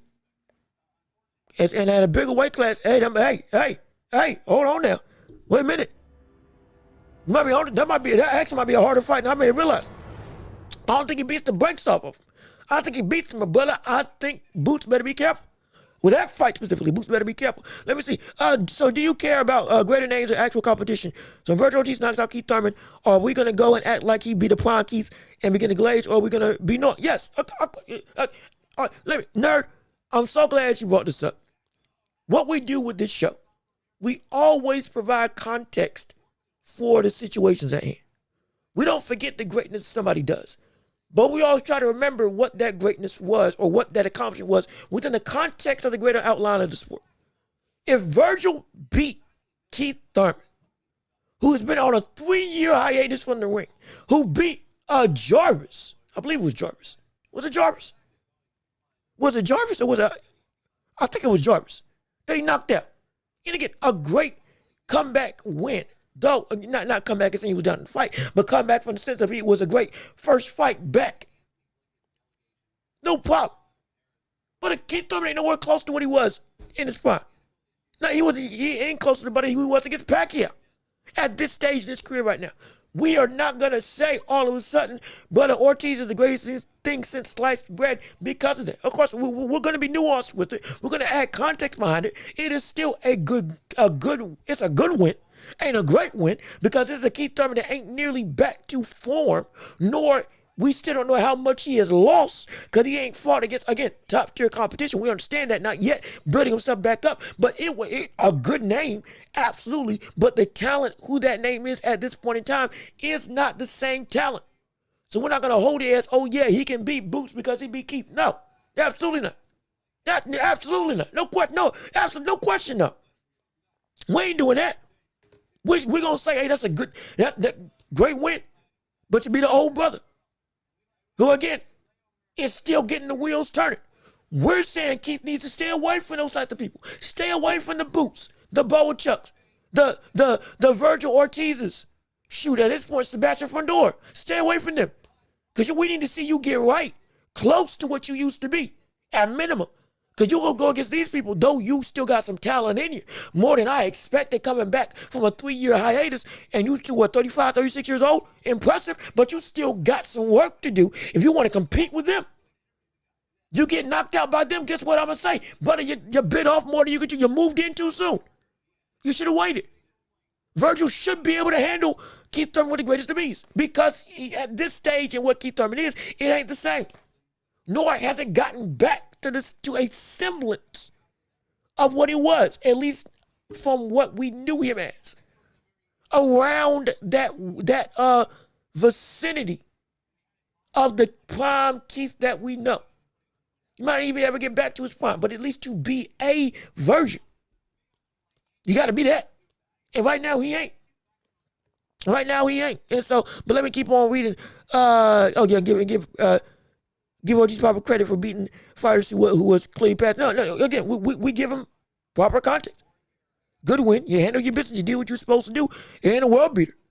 It's still gonna be a struggle against Boots. We still want you to start getting some title opportunities. Surprised he ain't got a title yet. He needs to start ramping up. We mentioned Bo and Chuck. Y'all still gonna be 50-50 fight with Bo and Chuck. Bakwan Murtazali, but that's still a killer that you need to worry about. It's still gonna be a lot. I guarantee you. I promise. But let me see. It's gonna be a tough fight for Ortiz though. He's a B-level guy. He has B-level guy at the B-level guy at the B. Well, again, we know your criteria is incredibly strict, which again I respect. But it is going to be a hard road for the likes of Ortiz amongst the threats at 154 because he is still, while one of the best, it ain't just him and nobody else. He got killers all around him. He indeed does. Let me see. Somebody allowed you have to minimize Crawford's win over Canelo. Same age as Keith Thurman. Well, no. See, and absolutely not. And see, you missed the point. Context. The context. Yes. Contextually.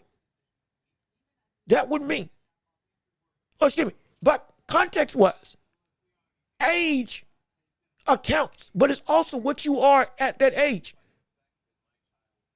If somebody gave a 40-year-old Jordan 50 versus somebody giving 40-year-old LeBron 50, that's not the same. One is genuinely impressive, and the other one is you gave a 40-year-old Jordan 50, who, with all due respect, was putting up 20 points, love it, put up 25 before injury, great, but still was not in any way, shape, or form close to the Jordan that would have been like, oh my gosh, you gave that version of Jordan. An old Usyk at 38. If Dubois had beaten old Usyk, will we take away credit from that? No, we wouldn't. If Canelo beats Crawford, are we going to take away credit from that? Because Crawford's 38 years old or 36 years old? And all of a sudden, oh my gosh, you be the old brother. He's older than Amir Khan when Amir Khan lost to Crawford, so that shouldn't give no credit at all, should it? No. That's preposterous. Donaire was older than Inoue when Inoue beat him, but yet still, that is one of the best wins in Inoue's career. Because contextually, what Donaire was at that point in time in the fight was a brother who was going through a Super Series, had a second resurgence during that series, and was indeed made it to the finals, beating the best quality talent at that division, and put on a fight of the year. That was a great win. Again, nuance does not just mean one facet is the end-all be-all of what the context is. There's a plethora of things that take into account when we talk about nuance, context, and the timeline of this sport. Age, who you are at that age, who you beaten before, what was on the line, how this fight came to be, all that stuff. Context is everything, and it involves everything. It does. And so nobody allowed you know that wouldn't be the case. But let me see. But I gotta hold on. I need to let me make sure I got my stuff right. It's again, it's not a double standard. I've been doing this thing in terms of keeping the same standard all along. If you all who have followed this show for longer, because again, some people coming in new, some people coming in old. If you follow this show from its inception, when it was just a straight up podcast, well, I wasn't going to lie. It's been the same consistent thing of what exactly is my standard or my criteria for a plethora of things, including the likes of context, timelines, and what makes a fighter great or not great, and how exactly we should view these standpoints when it comes to the world of boxing.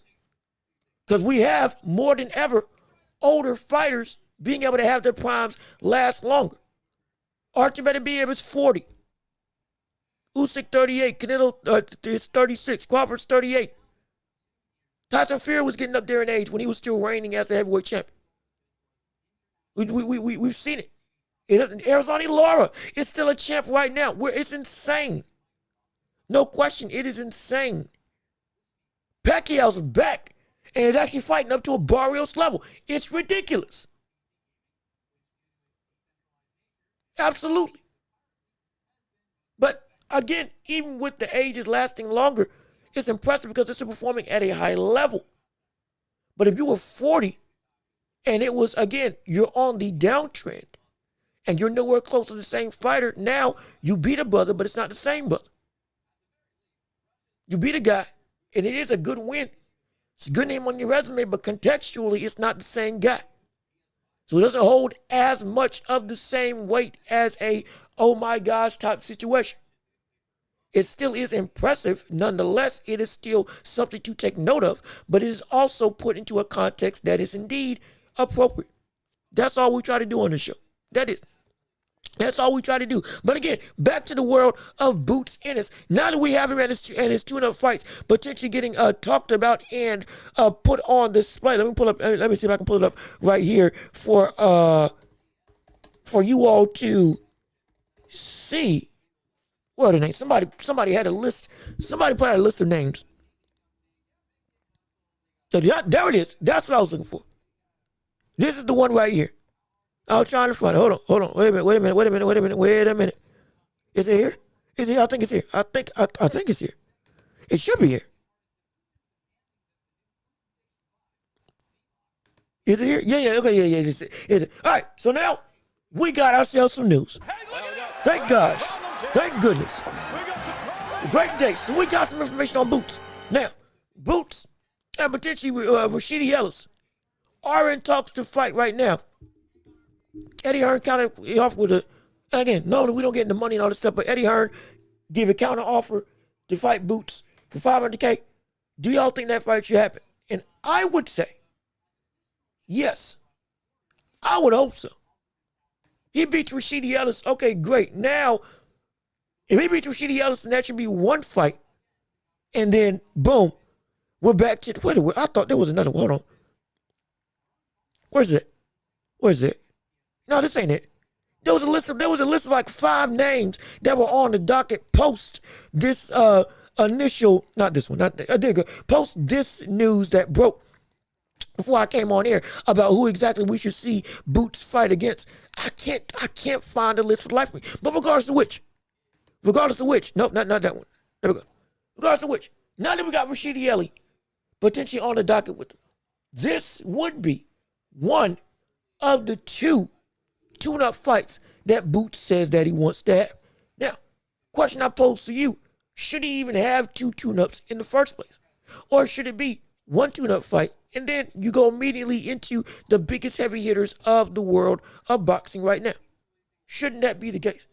Because for me, Boots had somewhat changed the ramifications of how and what he's going to go about to do in his boxing tent. Was going to stay at 154, then wasn't going to stay at 154, then was going to stay at 154 to go for undisputed. They got unified and then said he couldn't make the weight. Mind you, this is right when Brian Norman was able to, uptick and after Jin Sasaki. They committed to moving up to the likes of 154. Now has officially relinquished the belts, but in the process of doing that is still demanding, or rather wanting, that he takes some more time to get himself prepared, Lord, get himself prepared before fighting the biggest of heavy hitters, though he would already be in the big, most likely top 5 conversation for fighters in the division. Could easily push his way forward in front of the line for a title because of what he'd already done at 154 and the talent, cachet, and name that he's bringing to this division. And now it seems like kind of, again, dragging his feet. And I don't get what. That's my biggest thing. Now again, we had already said we wanted some news. We had already said that you're taking too long to make a new fight. Get something under your belt. Rashidi Ellis, great. Phenomenal. Love it. Great tune-up fight. Competitive brother, somebody who can actually be, a good test at 154. And then boom. Now you move on, and then after that it's title town. Tissel town. But if he still goes and tries to do something else, if he still goes and tries to wait out, I don't want to say wait out the division, more so drag his feet into really dipping his toes into one of the deepest divisions in boxing against the people that are indeed heavy hitters. it makes us ask the question, does he really want to be great? It does. Because right now, it's more about the demands and the lack of action, or that we expected to see from him at this point in time. Let me see. Boots is such a duck. It makes no sense. And here's the thing. I've been talking about Boots and Duck and Smoke for a minute. And I've been keeping the same receipt that I keep on saying every time we bring up Boots. We know he said he wanted to be undisputed at 147, 154, or excuse me, 154, 160. No, yeah, 147, 154, 160, and 168. He said that publicly. He said, I even got the thing saved. It's somewhere in my bookmarks. I got it saved. The clip of him saying it. He said that. And it's widely understood that's what he wanted to do. He was supposed to do a 154, but then got too big. Okay, fine, I get it. You're grown. You're still young. That's fine. The only reason why we capitulated to him not going for undisputed at 147, not fighting the Devin Haney, so again, wanted to catch with of Boots wanted to catch with a 152 going against Devin Haney. Devin Haney wanted it back at 147. Boots said that I can't make it, so we ain't gonna make it happen. Okay, fine. The only reason why we said we wanted to see you at 154 was because you were going to go for undisputed concretely. Go after the test. If you deviate from that in any way, shape, or form, and avoid the likes of Brian Norman, don't fight the likes of Devin Haney, which is now a cavalcade of young, marketable talent all hitting the division right when you're ready to get out of there. You don't go hold to that same standard of what you said, we gonna have some problems. We are. We're gonna have some issues. We're gonna take offense to that lack of consistency with you going through the rungs of boxing that you said you wanted to go and dominate. And right now, it seems like it's I don't want to call it excuses, but it seems a little bit frivolous. The amount of time he's taking in making a fight and the demands he's trying to make for what type of fight he wants and building up to what he needs for this division. It seems a little gratuitous. It seems very gratuitous. It seems almost more like avoidance than anything. And now I'm getting scared. Now I'm starting to get concerned. Now I'm starting to have some second thoughts about what we're seeing from Boots right now as a fighter, as a proponent of destruction. Are you really about taking some of these tests? Now, we want you to get your money. We want you to be successful. We want you to get a fair deal and get what you're worth. I get it. But at the same time, even with the power that you bring up to this division, both physically and from a business perspective, you also got a standard that you got to keep in your own way because of what you said you wanted to be. If you want to be as great as you want to be, you can't be wasting time like this on frivolous things that take away from the aspect of you want to be great. Because when you do that, it's a multi problem. Let me keep on reading. Like if he doesn't believe he can beat these fighters, it's no reason for him to think so either. If his best bet is beating Murtazali or Fundora with his mental state, and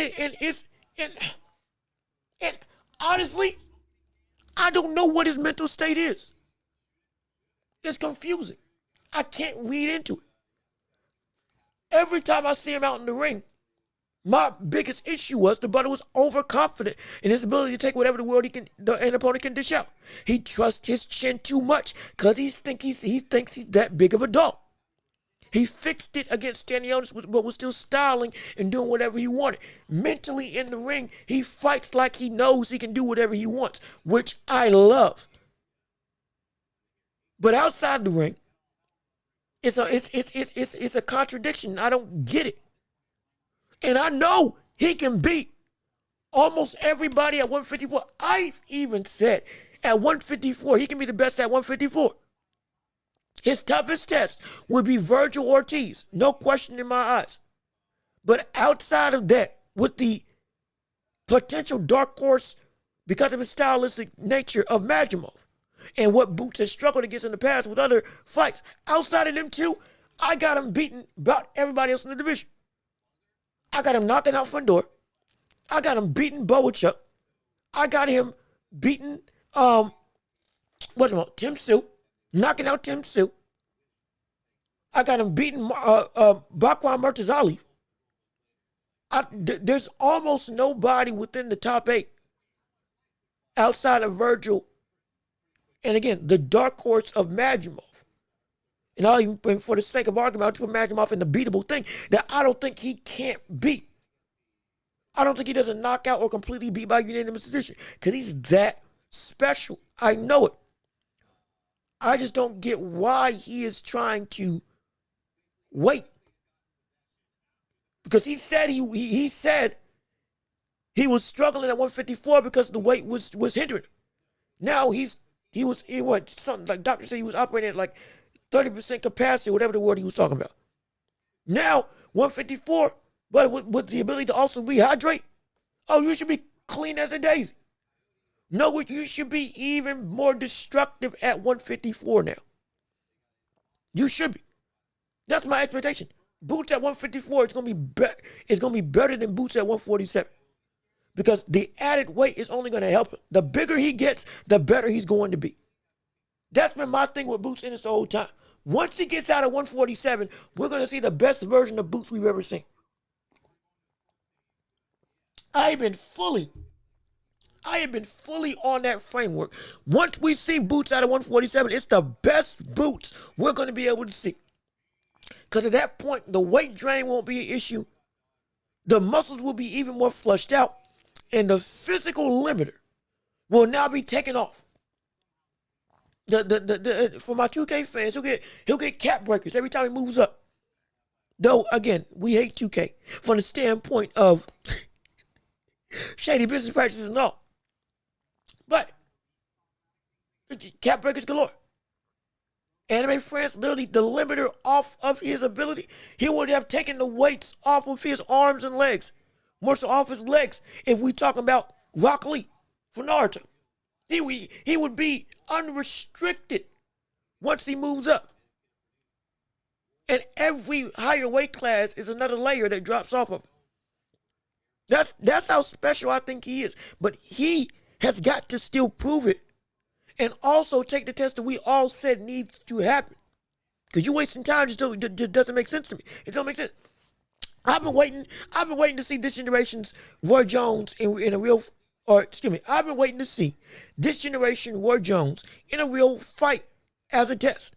With Boots, we were promised the moons and the stars, thus far empty promises. And I hate it because you're right. Golly, I hate it. I hate it so much, but you are correct. And it's not even empty promises. It's the setup to accomplish said promise is now there. You wanted to go undisputed. You became unified. All right, you beat Stanionis. All right, we're moving up. It's time to work. We about to unify the belts at 147. Okay. For an understandable reason, because he could not make the weight comfortably, and he had to move up because he's growing, he relinquished the belts. Okay. We gave a pass that we talked about it with Devin Haney. We talked about it with other young fighters. We said it's going to happen to Shakur. It's going to happen to Abdullah Mason. It's going to happen with all these fighters as they get bigger. They're going and older. They're going to fill out more. Even Terrence Crawford couldn't make 147 comfortably at one point in time. Spence couldn't make 147 comfortably at one point in time. Now, that was the last fight after Crawford. And we thought it was going to move to 154 afterwards, though we haven't heard from him since. But still, we understand that. Reasonable as to why you had to do something different. Okay, fine. Now you're here. He has officially relinquished the belts, or he's going to officially relinquish the belts. No, he's already relinquished the belts. So he's at 154 fully. He got there. He said he wants tune-up fights. He's talking with them. But now it seems like it's taking well and good longer for that fight to happen. And again, we've seen negotiations take longer before, but it's just crazy how, even though it's understandable stuff, it's stuff that keeps on happening that we've never seen deter other people outside of when they're actually trying to avoid competition. And so I'm just trying to figure out hey, brother, what do you really want? Because you can live up to everything that we see, and you get set up in your rocket ship to blast off to that next level. You get right there, and then something stops it in some way, shape, or form. And again, this is why I said in past shows, we are waiting in anticipation, but we're getting frustrated in anticipation. No longer is it hype. Now it's what's taking so long. Now we're asking, hey, brother, what the world you doing? Hey, man, hey, we got some problems. What's going on? What you want to, what's the holdup? The grace period now is starting to wane, and his fans are getting restless. And when they get restless, now they start getting irritable. And when they get irritable, now you start losing popularity. If it can happen to Tank, who seemed untouchable, it sure enough can happen to Boots, who's just now getting the traction of being a big time, though deserved, a big time star that's worth everybody watching. Now that you had that spotlight on you, after the standing on the win, every movement that you do now is going to be criticized. And more so, especially if it's rightful criticism, it's definitely going to have a problem from the boxing fan base. Casuals and hardcores, and especially hardcore fans. Because they understand this ain't what's supposed to be. It just ain't. And it's terrible. It's horrible. I cannot take it. Let me see. It's crazy because we didn't nothing but hold on. I don't know what this means. I think I may have missed something. Let me see. 154 Boots will be fighting men his own side with speed, power, and intangibles. I see Boots beating some guys, but also losing. No one will come out unscathed at 154 if they all fight. And again, you ain't gotta agree. Perfectly fine. With the talent I've seen with Boots, I believe that he can be the one to clean house at 154. I truly do. But I don't care what I feel. He's got to show it. I don't care how much I may believe in the brother.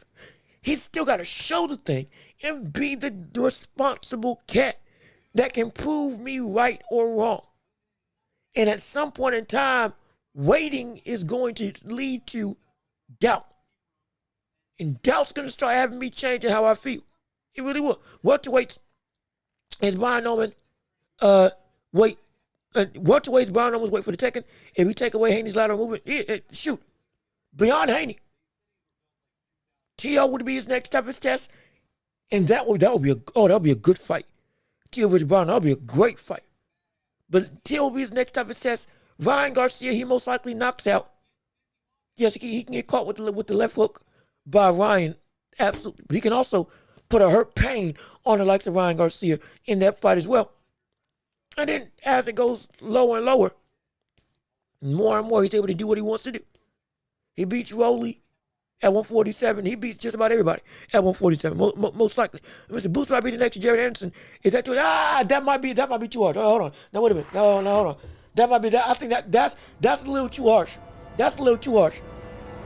Because Boots showed against Stanionis, who is a good to great fighter, who was a legitimate champion. I believe was either undefeated, only had one loss, but a very much heavy-handed brother at 147, and had a track record. He showed, I'm about the hype.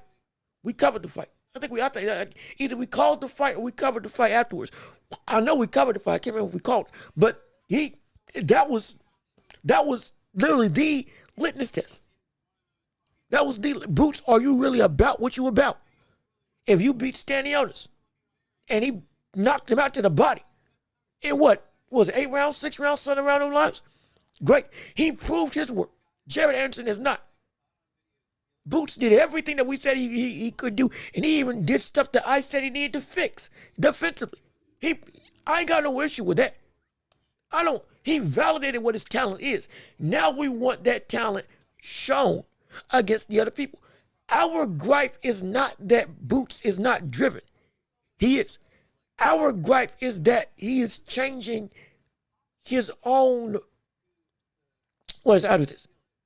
Our gripe is that we feel he's wasting time more than anything, and he doesn't need to. A 2-0 fight, I have no problem with. Demanding 2 for no reason, I don't understand.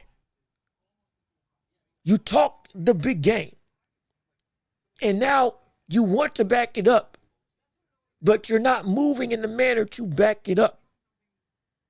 And it doesn't make sense. Now stuff is starting to misalign. But your track record of what you are as a fighter is still already proven. Unlike with Jaron Anderson. And also you show the skills consistently that can pay the bills. So we ain't got no issue with that. So I can't, he's definitely ain't no Jaron Anderson. Definitely not. He ain't no false great heavyweight hope. He ain't that. He isn't questioning if he wants to box or not. He ain't that. Thank the Lord he ain't that. Because if he was, but that's a whole nother conversation. That's a whole nother conversation outright, at least to me. Let me see, he beat up much smaller guys in Stanionis. Again, naturally, I mean, he didn't knock out Villa, who, that was a big brother. That was a brick wall from the standpoint of the toughness in him. Yes, he wasn't as great of a fighter, but he was, I believe he was taller, or at least as tall, unless I'm misremembering, as Boots, and was legitimately a heavy-handed puncher. And Boots was able to just, with speed as well as power, out-muscle, out-maneuver, and out-box, and completely shine on the likes of Boots. And so, like, yeah. I mean, if we're going to be honest, Boots is bigger than Brian Norman. If we're going to be honest, Boots is a bigger physical specimen than Brian Norman.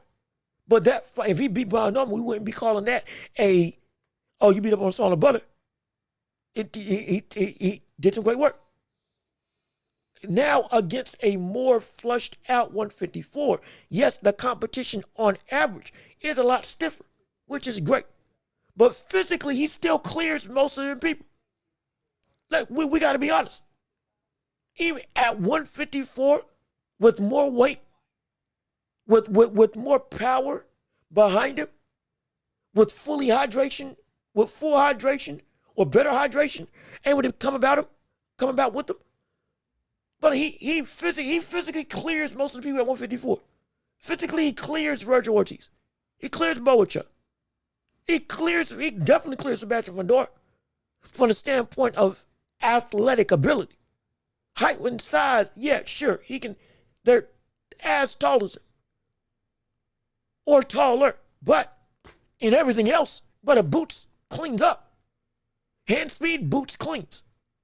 Footwork, Boots can fight with the best of them and or it's faster than all of them. Power, we expect that his power is able to translate easily up at 154. Easily. And even if it doesn't instinctually, he's got as good of instincts as anybody else in the boxing world. Better than most at 154. And he can go for 12.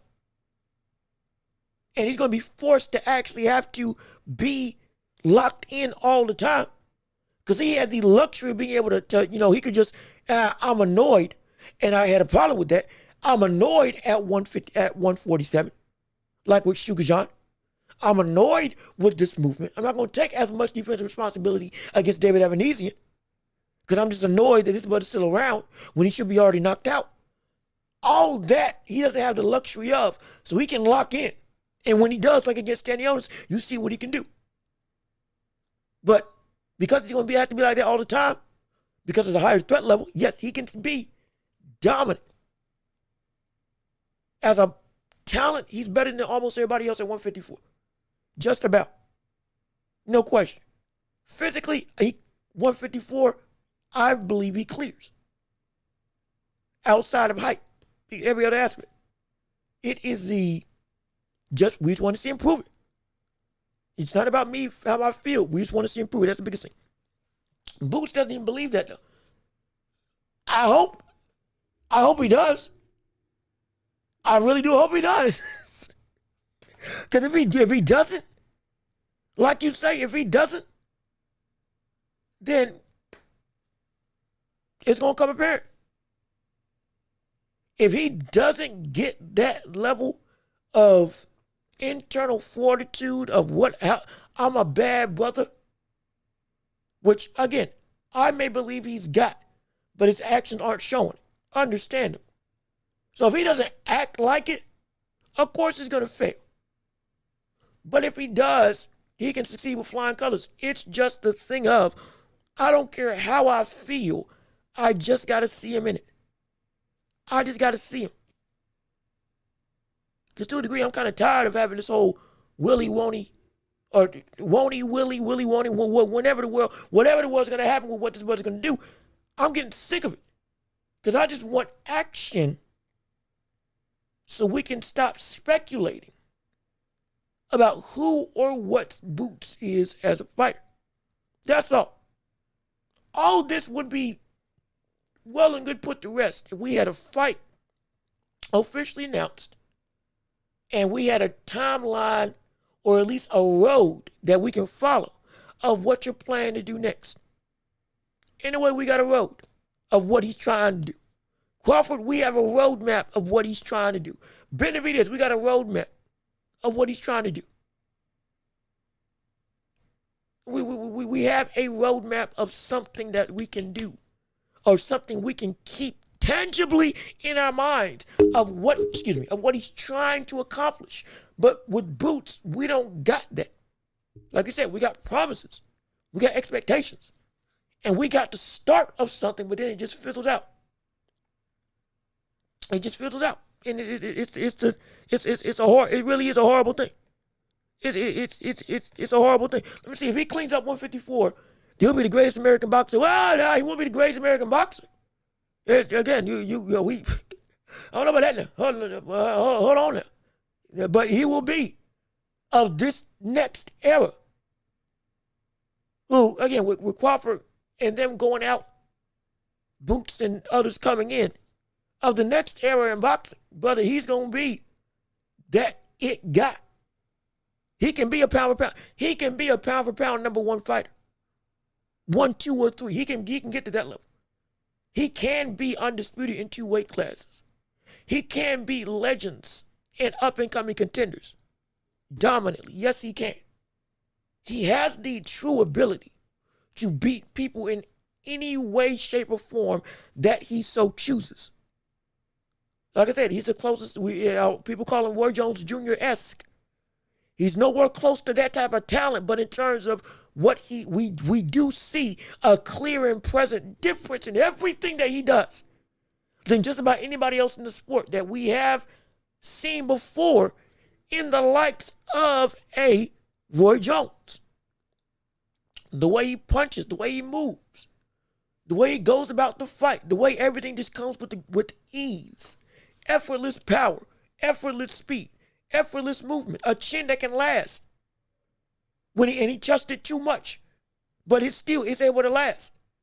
Instincts that are able to go and make him move like a doggone Super Saiyan. It's ridiculous. And he's still growing, both as a man and as a fighter. But this cat, I don't care what expectations we can say this buddy can do. The start is, the starting line is still the starting line. You got to accomplish these things. And again, like I said, now he's under a spotlight. There's no longer a means to skirt around. You can't wait any longer to make your move while the iron's hot. Because if you don't, as quick as that spotlight got put on you after Stanionis, it can fall by the wayside. We were talking about him as the biggest op to Terrence Crawford. But don't forget that. Crawford, if he comes back down to 154, still would have to beat the likes of Boots, because that's a fight that we all want. Past and present, great versus great, old versus new, both still in their prime. We still would want that fight to happen. Absolutely. But for that to happen, it would have to be that Boots gets a title. Or at least he gets a title shot. And that ain't going to happen unless the buddy starts doing some work. And then moves up to 160, 168, dare I say 175 if he so chooses. It's got to be something of an avalanche of accomplishments. Because he can do it but he's got to put in the work. He just has to. Let me see. Ninja, what's good with you? How you doing? Hey, thanks for tuning into the show. If you are here, please leave a like on the stream and keep on sharing the show. So glad that we love the discourse and we love talking with you all about all this stuff on today. Now, but I think we do need to move on so we can make sure we at least hit the last topic with Lamont Roach. But I'm so glad that y'all are here, absolutely. But let me keep on reading real quick what you got to say on today. Hold on, let me get, okay, there we go. Boots moving like Tank is very dubious. It's not nearly as egregious, but it's not nearly as egregious. But it is the start of concern. It is the start of concern. I'm not going to say it's like Tank, because it ain't like Tank. Thank goodness. At least he fought the brother he was supposed to fight in boots when he fought Stanionis. When it was, okay, it's time to unify. Okay. We at least got that. He at least did move up. When he said he was going to move, he at least did that. Well, at least the second time he said he was going to move up. He actually moved up. He at least kept to his word of what he wanted to do. He at least attempted it by going after Unified. When he said he wanted to be undisputed at 147. When Tank ain't done nothing like this. Well, it ain't that egregious. But it is moving incredibly in a concerning way. In a very concerning way nonetheless. Absolutely. Roy Jones is diabolical, absolutely. Matchmoff was much more dangerous than Crawford. Matchmoff was much more dangerous to Crawford than anything Boots can do. That I don't know about that. I don't know about that. Ooh, I don't know about that. I gotta disagree. I don't think that's the case. Nobody. What Boots has the propensity to do to Crawford is things that Magimov just would not be able to do even if he tried. He's got Boots. Boots has the finite ability. He's got the finite ability to be able to do everything, or at least close to everything, that Crawford can do. Outside of switching southpaw and fighting in the same quality. But even then, he can still fight up to a level that, hey, brother, this brother ain't bad. I can't say that because Boots is a different breed. I know for a fact he's a different breed. That's a different breed of brother that would give Crawford a world of problems. That would give a world of problems if they fought against each other. No, right now I got Crawford winning, but brother, that would be a fight that if Magimov made it close, Boots will be able to beat him if they fought against each other. That would be insane. Listen, Boots only win if anything. Substance was standing. Hold on, wait, time out. Hold on. Boots only win of anything. Oh, Boots only win of any substance was Stanionis, who himself was never a champion, only a contender. Boots. Oh, excuse me. Yeah. I'm sorry. He didn't take the title. No, wait. He didn't take the title, didn't he? Or did he fight for a vacant title? I thought he was a champion. Regardless, let me go read. Boots got Virgil, Fundora, Murtaza to fight. They straight up killers. Boots, I think, ducks. I'm going to say this because I understand. I do understand the concern. I'm just putting it out there. Imagine my beats. Okay, hey, brother, you the second brother. You the second dude that has said that Magimov would beat Boots. You the second cat. You are the second cat that said it. But you are, and you. I'm not even confident that Boots can beat Magimov. Again, I said that it's a dark horse, and I said that because of what Boots had struggled with, that would be a fight that I overlooked as a potential roadblock. No question. I still wholeheartedly believe that Boots would beat Magimov. Let me be clear about that. Let me be clear. Let me set the record straight right now. Let me set the record straight right now. Before we move on to Lamont Roach, and that'll be the last topic of the day. Before we go into, again, championship rounds, we might have to cut it short because we already at 2 hours, 14 minutes. To make it clear, Boots at 154, I believe, outside of Ortiz, confidently, I have Boots beating everybody. Be clear. Very clear. Outside of Virgil Ortiz, from the confidence standpoint, I have Boots beating everybody at 154. Most by knockout, if not by unanimous decision. I do. The dark horse of Madrimov is because of the style that also the likes of not just Virgil and not just Crawford, but Boots himself struggled with when fighting against David Avanesian. Both times. One on the defensive side and the other one on the offensive side. Both of the times he was slick in terms of Shukajan. That fight draws me some concern. No question. But still, I think he would be able to beat Madrimov. I truly do. I wholeheartedly do. I just want him to do it and hurry up with this process so we can have that answer. But even if you, but just to be clear, Boachuk, Murtaza Ali, Fundor, who else? Tim Tszyu, Keith Thurman. Who else is on that list? All of them, outside of Virgil Ortiz, Madrimov included. In terms of the list that I think would beat outside of Virgil, confidently, I have Boots winning. I truly do. If I'm wrong, perfectly fine. If I'm wrong, perfectly fine. I completely, again, because of the depth of 154, I completely get the reservations. I completely do. I understand the murderer's row that we're talking about. I'm not devaluing what we're witnessing. I understand Sebastian Fundora has gotten better. Oh, don't get it twisted. I know Sebastian Fundora got better from the first fight that he had with Tim Tszyu. When I thought, yeah, he's the weakest champion of the bunch and he only beat Tim Tszyu because of the blood. But he proved that wrong in the second fight. And he proved that wrong against, what was it? Was it Lubin? I think it was Lubin. Was it Lubin that he fought against? I can't exactly remember. But yeah, he improved. Oh, no question. He's turned into a really bad brother. Absolutely. Boachuk, we know the war that he went to with Virgil Ortiz and the other stuff he's done in his career, on top of even the controversial loss. Hey, we know that cat can give Boots a lot of work. Virgil, self-explanatory. Madrimov, again, we just covered.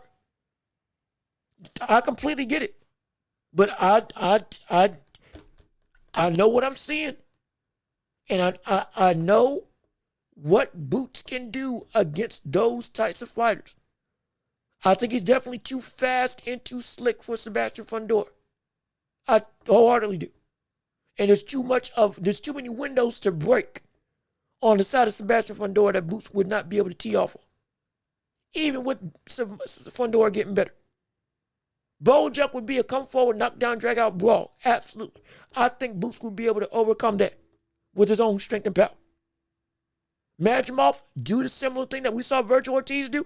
Wait for Madrimov to slow down later on, and he gets him out of there. Boots might be the brother who actually might be able to go and mitigate that with forward pressure. Crazy enough, because of his own athletic ability. Tim Tszyu knocks him out because Tim Tszyu is, with all due respect, now we know he ain't the same. Murtaza Ali, that's a brother that could give, with his power, could get some real work. That's some real danger. But if we go on power, and hand speed with hand speed, Boots matches him in power but clears him in hand speed. And defensively has gotten better. And can take advantage of Murtaza Ali's, again, more rudimentary style of defensive ability. And can turn this into an arduous affair for him. I got reasons for each as to why I think he would be able to beat him. Hence why I would say outside of Virgil Ortiz, as a confidence standpoint, everybody else I feel he would be able to beat. But again, if you don't agree, I get it. I completely get it. I'm not trying to, I ain't trying to devalue. But I know what I'm seeing, and I know it's gonna get a lot of people riled up. I know, but I'm telling you, I strongly believe that Boots can take on all of 154 and come out with the victory on just about everybody. I truly believe that.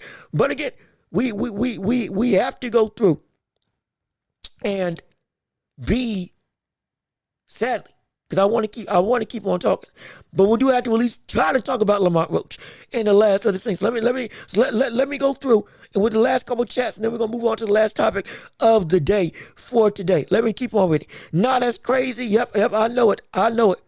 I know it. Even Bochuck. Yep. I'm telling you, it's. I had a feeling y'all wouldn't agree. I had a feeling, and again, I respect it. I love it. I want the discourse. I want this. I got about 10 people beating Boots. Good. Got 10? 10? But you don't think Boots beats anybody in the top 10? Wow. That's bold. Dang. I did not think it was that. Oh, shoot. I don't agree with that. I know it's an uphill climb. It's an uphill climb. I didn't think it was that egregious. Oh my gosh. Great day. Great day. Let me see. Is that everybody else feels? Boots wouldn't even start Tim. And my gosh. What? Wait a minute. Hold on. We got some problems here. Wait. We got some problems here. Wow. This is okay. So this is eye-opening. Okay. All right. Wouldn't even stop Tim Sue. That is a different perspective. Man.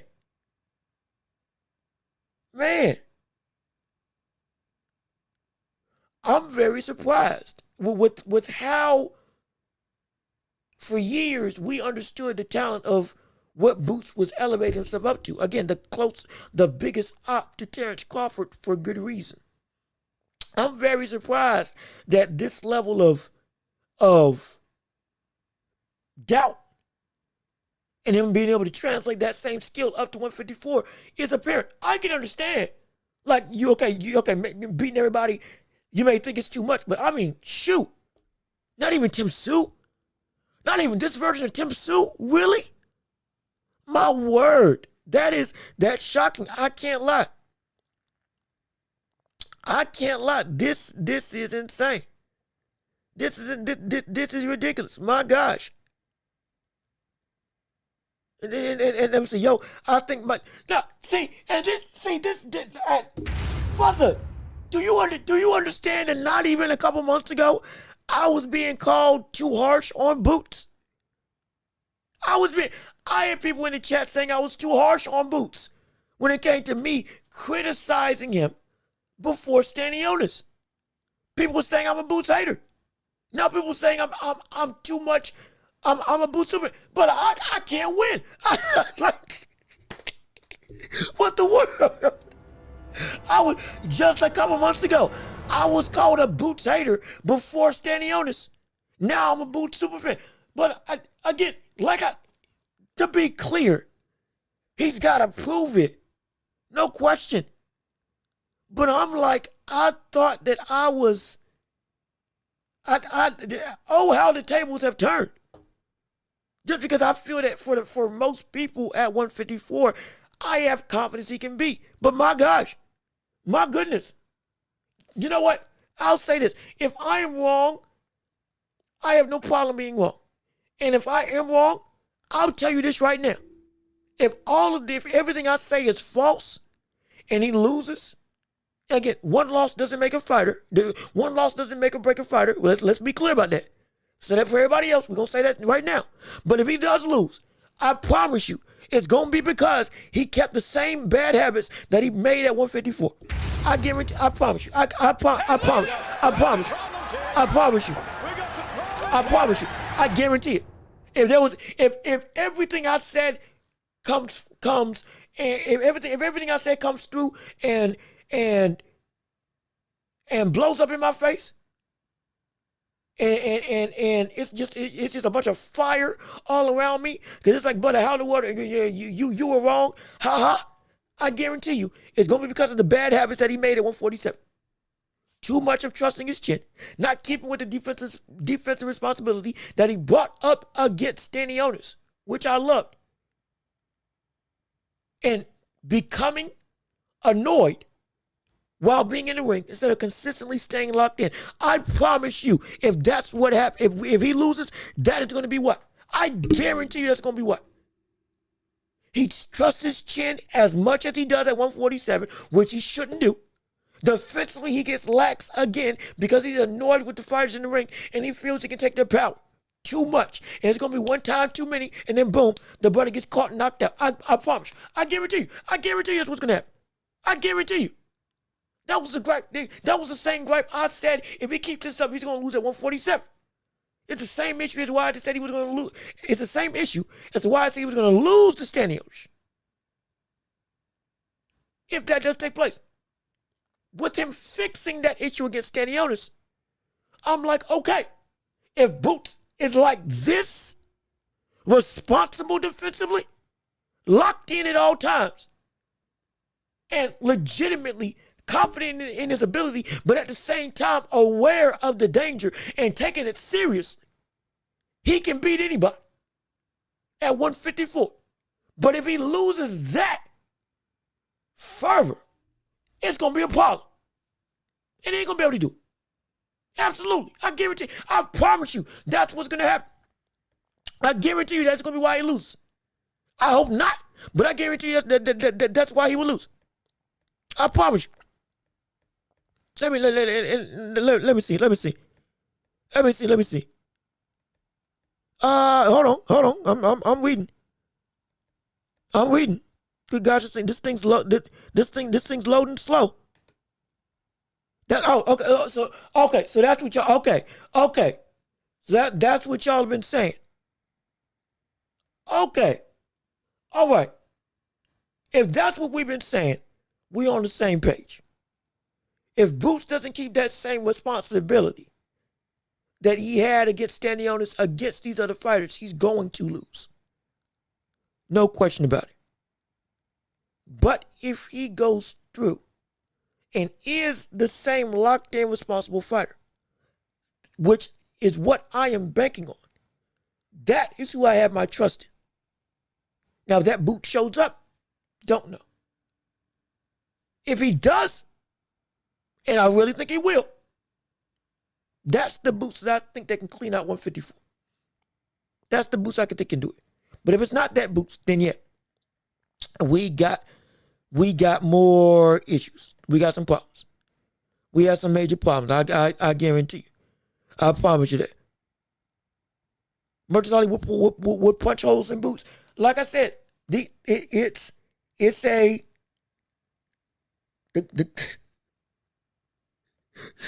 wait, okay. See now, hold on now. Now, wait a minute. Now, see, now we're getting out of pocket. See, now, hold on, wait a minute. No. Ramos does not beat Boots. Ramos does not beat Boots. Now, hold on a minute. You can have people, I get it. You can have people that can beat him. There is still a threshold. Ramos ain't on that threshold. For me, Ramos is definitely, I mean, great day. My gosh. My goodness. If he loses, it's because other boxers were better already building it as an excuse to describe him. If Boots, like again, it's if they beat him, they beat him. That's how, if they, like I said, I thought Tim Tszyu was going to beat Fundor the second time. Lo and behold, Fundor is a better fighter than Tim Tszyu. And Tim Tszyu has regrets. There's no excuse. It's just the fact of the matter. If Boots loses, he loses. Those other fighters are better. Unless it is an actual legitimate injury. He loses a fight. He loses the fight. Unless it's something else that actually wrongfully happens. Or something unexpected goes wrong. It's like, oh my gosh, yeah, we can pinpoint this as to why this happened specifically. if this did not happen, something may change. Then yeah, he loses the fight. If he loses because he isn't locked in like he needs to be, guess what? XYZ is better than him. Boots ain't better than Virgil Ortiz, and he's got to get his stuff back. No matter how much talent he's got, he's still got to win. And if he don't win, brother, he don't win. There ain't no excuse to it. Expectations may be high, but brother, the concrete thing is still, you still got to take care of your own. I don't care how good I think you may be. You don't prove it, you don't prove it. You lose, you lose. If you lose because of either your own ineptitudes or because you weren't able to be the type of fundamental fighter you're supposed to be, or because somebody's just objectively better than you, guess what? They're objectively better than you. Either you beat yourself or somebody else beat you. Either way, you lost the fight. You lost the fight. There's no getting around that. You lost. And I guarantee you, if that does happen, we're gonna talk about it. We will. We keep it even. We try to keep it even. At least, to the best of my ability. We try to keep it even. Yes, we do. But again, we gotta go. We gotta go. Sadly, last point, and I done forgot what was gonna be the thing. But the last point with this show, cause we gotta continue. We do have to continue. And I would love to keep on talking, but we almost had 3 hours. So we at least gotta hit the last point of this show. Lamont, and I done forgot what we were going to talk about with Lamont. Dang it. I done forgot what we were going to talk about with Lamont Roach on this show. What was it? It was I remember now. We were supposed to talk about what Lamont was going to do in light of not getting Tank Davis fighting him anymore. And it's and again, I want to continue the conversation with Boots, but we do have to at least get this last topic in. How long or little it may be, we gotta at least get this last topic in, and then championship rounds, because we don't want to hold everybody up hostage, and we still gotta, we can't we ain't trying to go 5 hours, at least not today anyway, because people still have stuff to do. I got stuff I gotta take care of, so we gotta go through, but still. We can't revisit this whole conversation, championship rounds, and no question about it. But let me keep on reading with you. Oh, we got more people in chat. Like with Just Two Box. Hey, brother, how you doing? Good to see you. Thanks so much for tuning in to the show. So glad that you're with us on today. I appreciate you coming in and turning out. We've had a plethora of conversations involving the likes of Canelo Alvarez, involving the likes of Terrence Crawford, involving Boots Ennis, what he can do at 154, who he's going to fight in his first tune-up fight. It's an abundance of topics. If you are just tuning in, Boots is potentially in talks to fight the likes of Rashadi Ellis. Right now, they're in contract situations. It's either $250K or $500K, however much it is for his initial fight. And this will be the first of potentially 2 tune-up fights at 154. And we've been discussing whether or not Boots would be able to beat the litany of fighters at 154, which is a plenty. Now, I feel that he can, outside of Virgil Ortiz. Nothing's guaranteed, but I think he can beat just about everybody confidently outside of Virgil Ortiz. Others have been saying it's not. We'd love to hear from you, but we're also going to revisit that topic at the end of the show during the championship rounds. But as a whole, let me see. I got word. Boots. Yeah, yep. See. Yep. I think I just said it, and you beat me to it. But right here, Rashidi and Boots, you're right.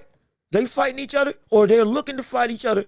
$250K, $500K, whatever the money's going to be. The biggest thing for us, beyond the money, just get the fight, because we're sick of waiting. Get the fight, because it's been a minute since it's standing on this thing. And it's been will he stay down at 154 or move to stay down at 147 and move up to 154. Now, if you're going to commit to it, commit to it. But regardless of which, we need a fight. And then afterwards, we need to go full-blown into the realm of 154, the deep end. So we can see against Majimov, Sue, Bakram, Fundora, Ortiz, Boachuk, the litany of it all. We need to see if you are indeed going to be able to be the height that you say you're about. And the height that I believe that you're about. It don't matter about how great we think you are. You got to show up and show out. This would be the first of potentially 2 tune-up fights. I think it should only be 1 tune-up, and then you go into the fray. But regardless of what may happen, you got to succeed, and you got to keep on taking these tests. And don't give us these long waiting periods, especially now that you should be even better off physically at a higher weight. Because if not, and you keep dragging your feet, it's going to have us asking more questions than we want to have. And we don't want that, not at all. We don't want that, not at all. I guarantee you that. But let me see. We've had more people. Let me see. Let me go back up to the. Hold on. Oh, what the Boots? Yeah, finally, shouldn't he? Too low. Boots might fight Limas. He might. Oh, I didn't read that last part. He might fight Limas. Yeah, that could happen. Again, I don't want the two tune-ups, so I would be,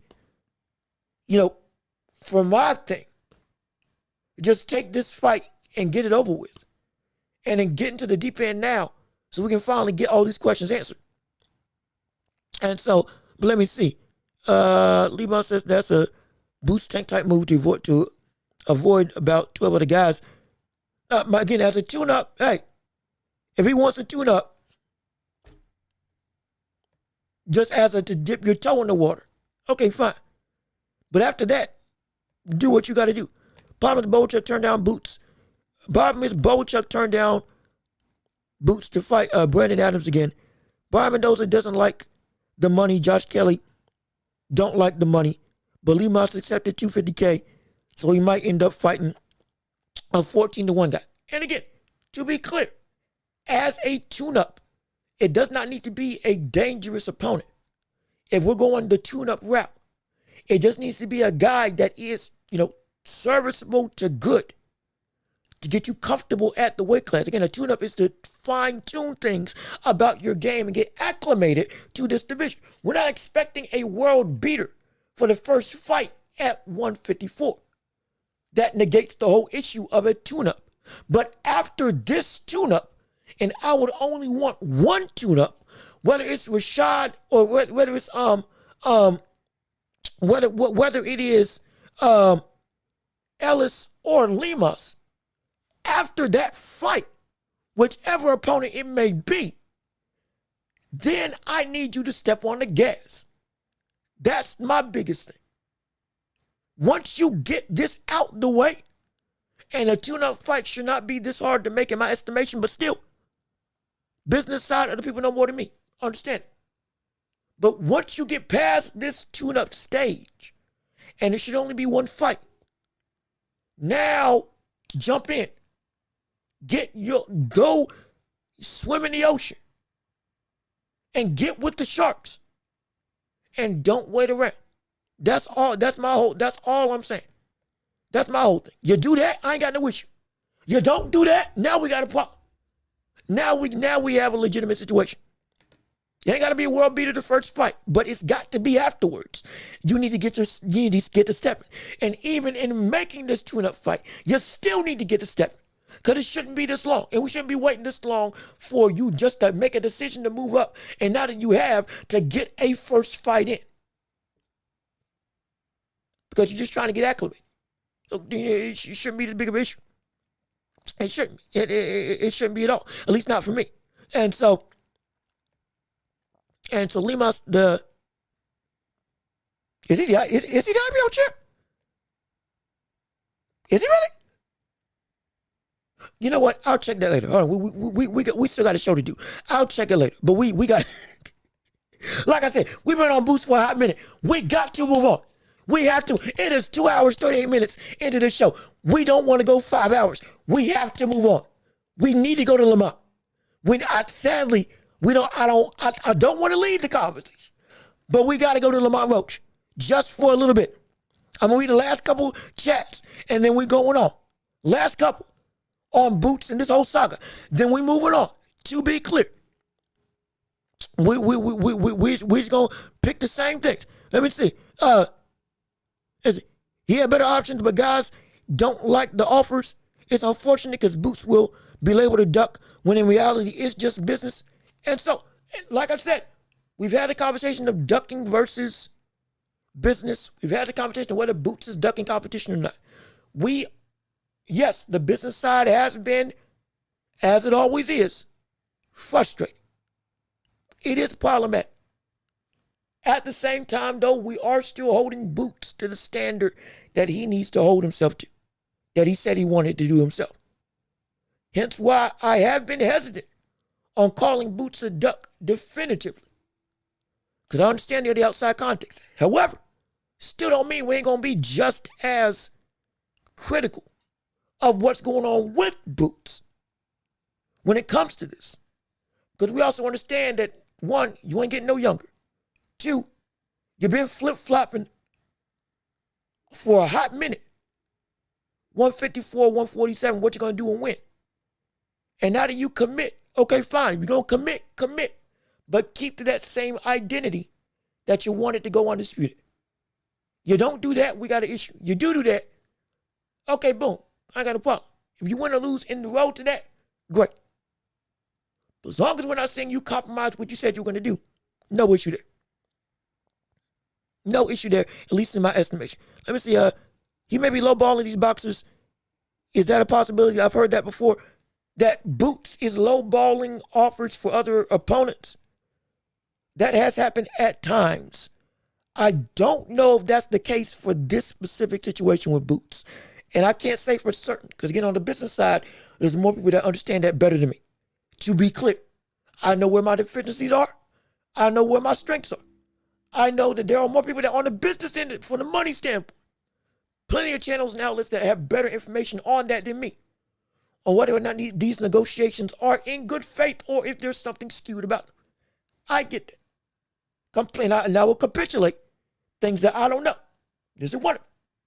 But to be clear, understand, you can go to those sources to find them, and they can give you the up and up on it. And you may learn something. You may learn something I might not be able to give you on the show, which is great, no problem. But research for yourself to find out. Like I say, with all this stuff that I talk about on the show, I got an opinion. I'm as well versed as I can be. But look it up for yourself so you make sure you are on the right track, even if I'm wrong or if I ain't got it all. Because if that's the case, that's the case. Because it's not about being right. It's about being right. It's not about being right just so I can say I'm right. It's about being right so we can make sure we can tell the story of the sport properly and give you the context and the timeline as it is supposed to be. Beyond just being hot takes or this is just my thoughts. I want to learn as much as y'all. So if I'm wrong about something, hey, go look it up and make sure that I'm on the right track. And if I'm not, tell me. And I can go and rectify my issues. I ain't got no issue with that at all. If I am missing something on the side of a debate, a conversation, or whatever the case may be. But again, now we commit. We go. That's done. Lamont Roach. Great, we're here. All right. We made it finally. After 3 hours, almost 3 hours, we made it here. We're so glad. Now that we're here, let's talk. After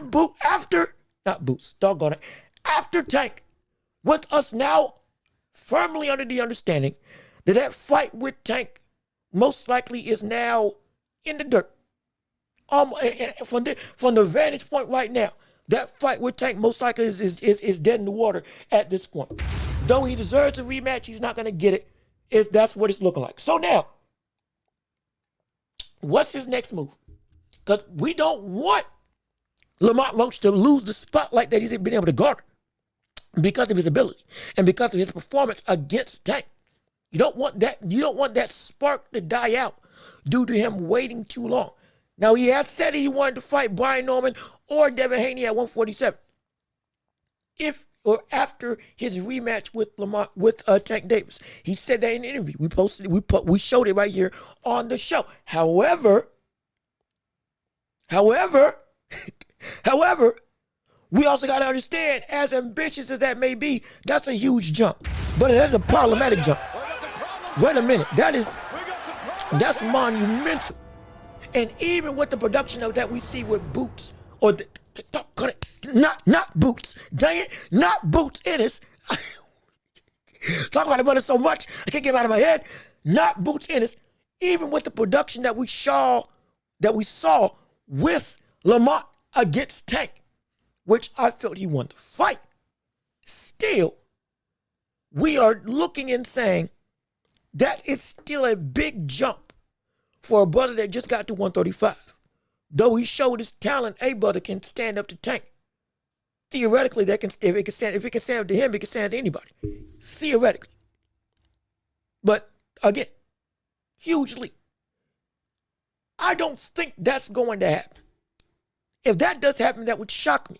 If Lamont does indeed fight the winner of Haney versus Norm at 147 for 135. Insane if that did happen. Insane if he even got the fight. But I don't think so. So, more realistically, what would be the fight that we want to see him go about? And yeah, no, it's great. Yeah, it sounds insane. I know. It sounds insane. I get it. Lamont Roach said it himself. It wasn't an interview. It was a stream. We showed the clip here a couple of weeks ago. If Lamont, he said after his fight with Tank Davis, the rematch, during the time when we thought it was still going to happen, after that fight, he was going to fight the winner of Norman versus Haney at 154. His words, not mine. I'm just the messenger. I don't think that's likely. Though he may just go for it. I don't know. But in light of that rematch with Tank not happening, seemingly it's dead in the water right now. What would be a more realistic approach for Lamont Roach to go through and fight against next that you would want to see? Because if this spark goes out, the buddy could lose all momentum. He could. Because he was a relatively, I don't want to say unknown, but more so of a not taken seriously name that all of a sudden now has been thrust into one of the biggest in the sport, at least in the division, because of what he did to Tank. So what would you want to see? For him to fight, to make sure he doesn't lose his luster. Let me see, Roach versus Rolly. Now, that would be a good fight. That would be a really good fight. That would be a good fight. And that would be for Rolly's, hypothetically, that would be for Rolly's title, wouldn't it? Hypothetically. Yeah. That would be for Rolly's title. Also, almost forgot. Ninja. You also put up hit that. Yeah. And also, before those of you that are here, hey, hit the like button. Please.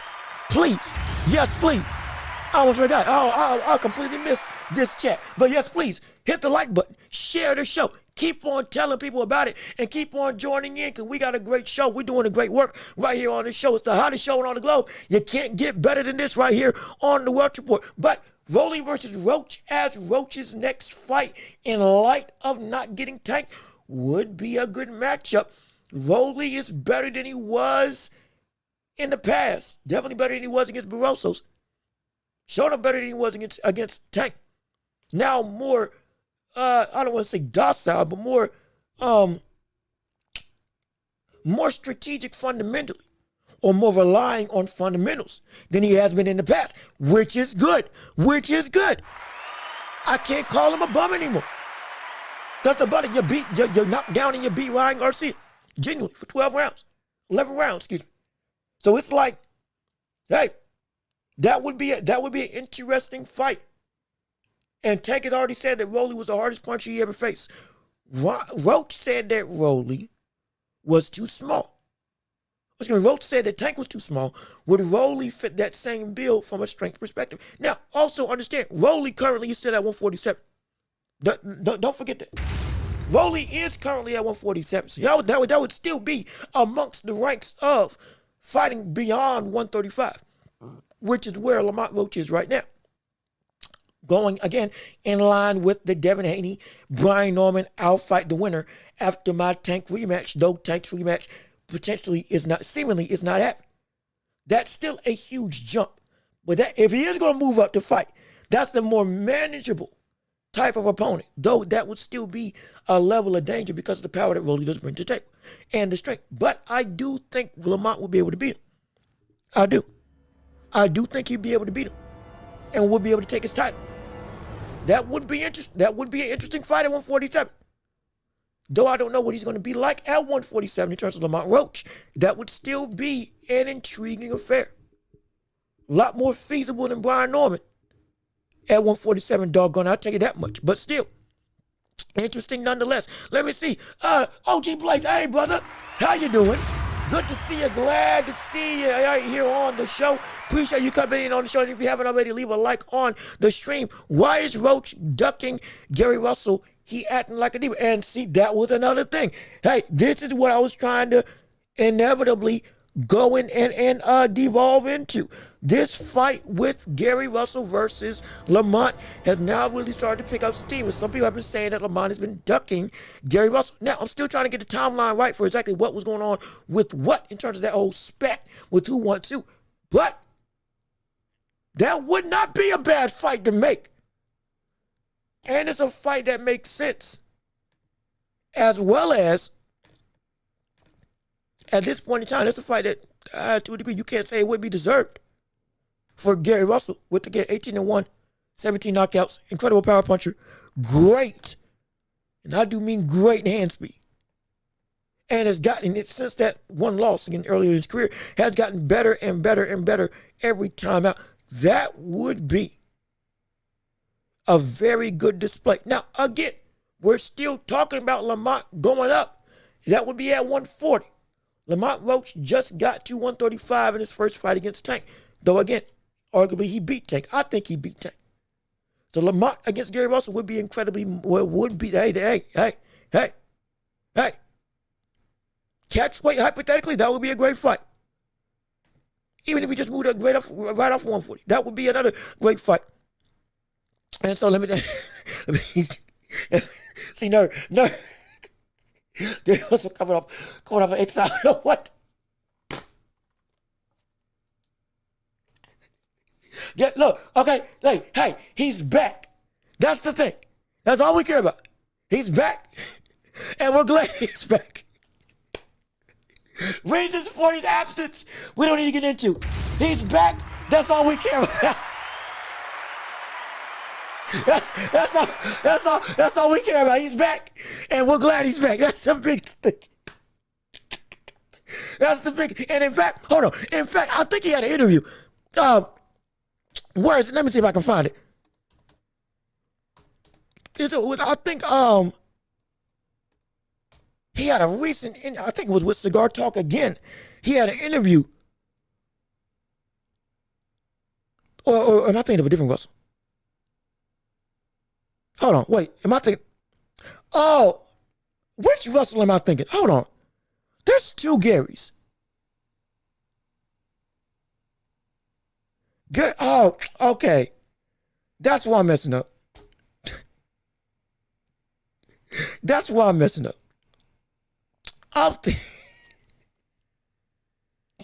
My bad. I'm so sorry. I was thinking of. Oh, okay. Actually, let's make sure I got it right. Are we talking about Gary Russell Jr. that came back from the long hiatus? Or are we talking about Gary Antoine Russell? Are we talking about Gary Russell Jr. that came back and got a knockout to the body on the undercard against Pacquiao? Or are we talking about Gary Antoine Russell at 140, 18 wins, 1 loss, 17 KOs, who is a fixture in the top 10? I got to make sure I got it right. Because there's like, yeah, who said it? There's like 6 of them. There's like 6 of them. And the two that I'm thinking of, they both black. They both got beard and goatee combination. And they both got fast hands. And so I'm trying to make sure I got the right one. I'm trying to make sure I got the right one that we're discussing, so I'm not going off the rails. See, like we're talking about Russell versus Duarte, are we talking about Russell Jr. or are we talking about Gary Antoine? I'm trying to make sure we got it right. So let's be clear. Let's be clear. If we can. Are we talking about Russell at 140?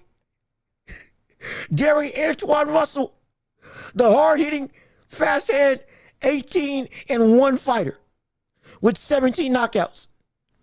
That is in line to fight Devin Haney, Richardson Hitchens, Teofimo Lopez, and or Sabril Matias, or any of those people around down the line? Or are we talking about Gary Russell Jr., the one who was on a 3-year hiatus, taking care of his father's gym after he passed away, and needing to step away from the sport, who is 37 years old, who is 32-2 with 19 KOs. If we're talking about that, who again, his last fight was at 130. Mind you, at 130. So he will be coming up to fight at 135. Let me make it easier for a picture. Let me make it easy. Are we talking? Where is it? Let me pull it up right now. Let me pull it up right now. Because people still might be thinking of the same butter.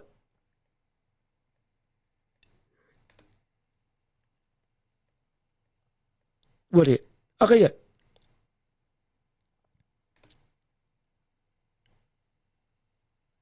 Is this the right picture? I think not. Well, we're close enough. Are we talking? Yeah, yep. Okay, I got it.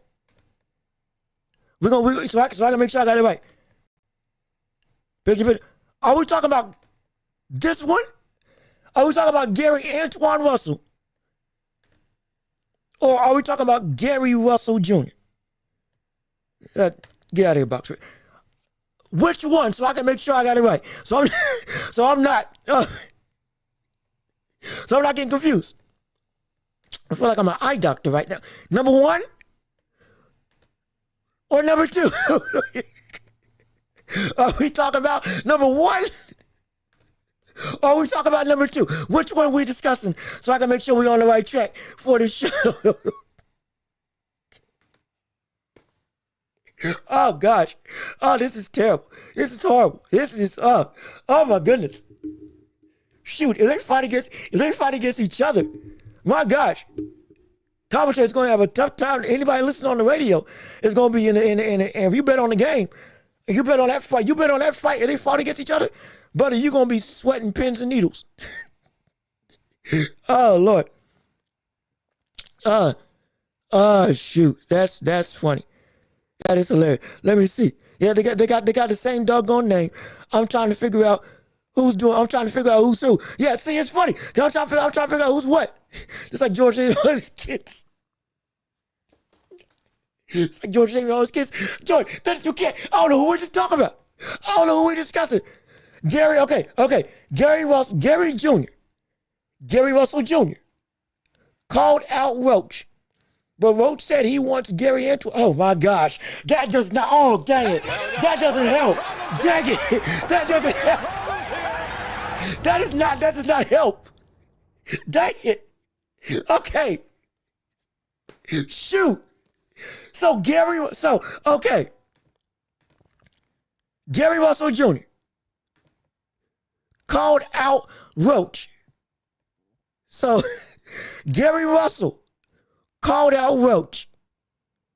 But Roach said he wants to fight Gary Antoine Russell. This brother. So this dude called out Roach, but Roach wants to fight this brother. He wants to fight Antoine Russell, not Gary Russell Jr. And so brother, this is just a carousel. It's just a carousel. What the world? That doesn't help. You dang it. For the sake of for the sake of ease, you should have just kept that to yourself. Because brother, that just makes it more complicated. So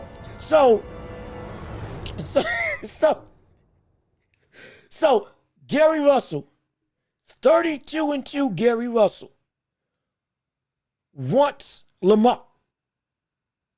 Great. Russell Jr. wants Lamont. Lamont wants Antoine Russell at 140. So Russell's chasing Lamont, but Lamont's chasing Antoine. Excuse me. Russell Jr.'s chasing Lamont. Lamont's chasing Antoine Russell. Now, has Antoine Russell called out Lamont in kind? And if so, great. If not, is anybody ducking anybody? Because, again, exile, as was so eloquently put, Russell Jr. did just come back. And so it ain't been like he been in the sport. He still got to get some momentum back. Though, again, that last fight was as if he never left. But he's not on as many people's radars at this point in time. And we don't even know if Gary Russell Jr., who's at 130, is going to be consistently in the sport again, because he might have to just still take time to take care of his gym. We don't know what that whole personal situation is. So we'll have to wait and see. But this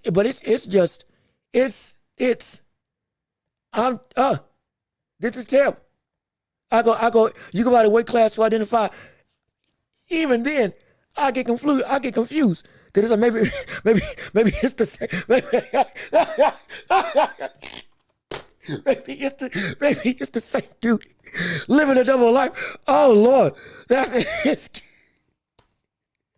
same buddy living a double life. Oh Lord, let's go Gary Russell. Okay, shorty, to avoid confusion. That might be better. That might be better. It's shoot, man. They the same height too? Nah. This is terrible. This is horrible. You know what they need?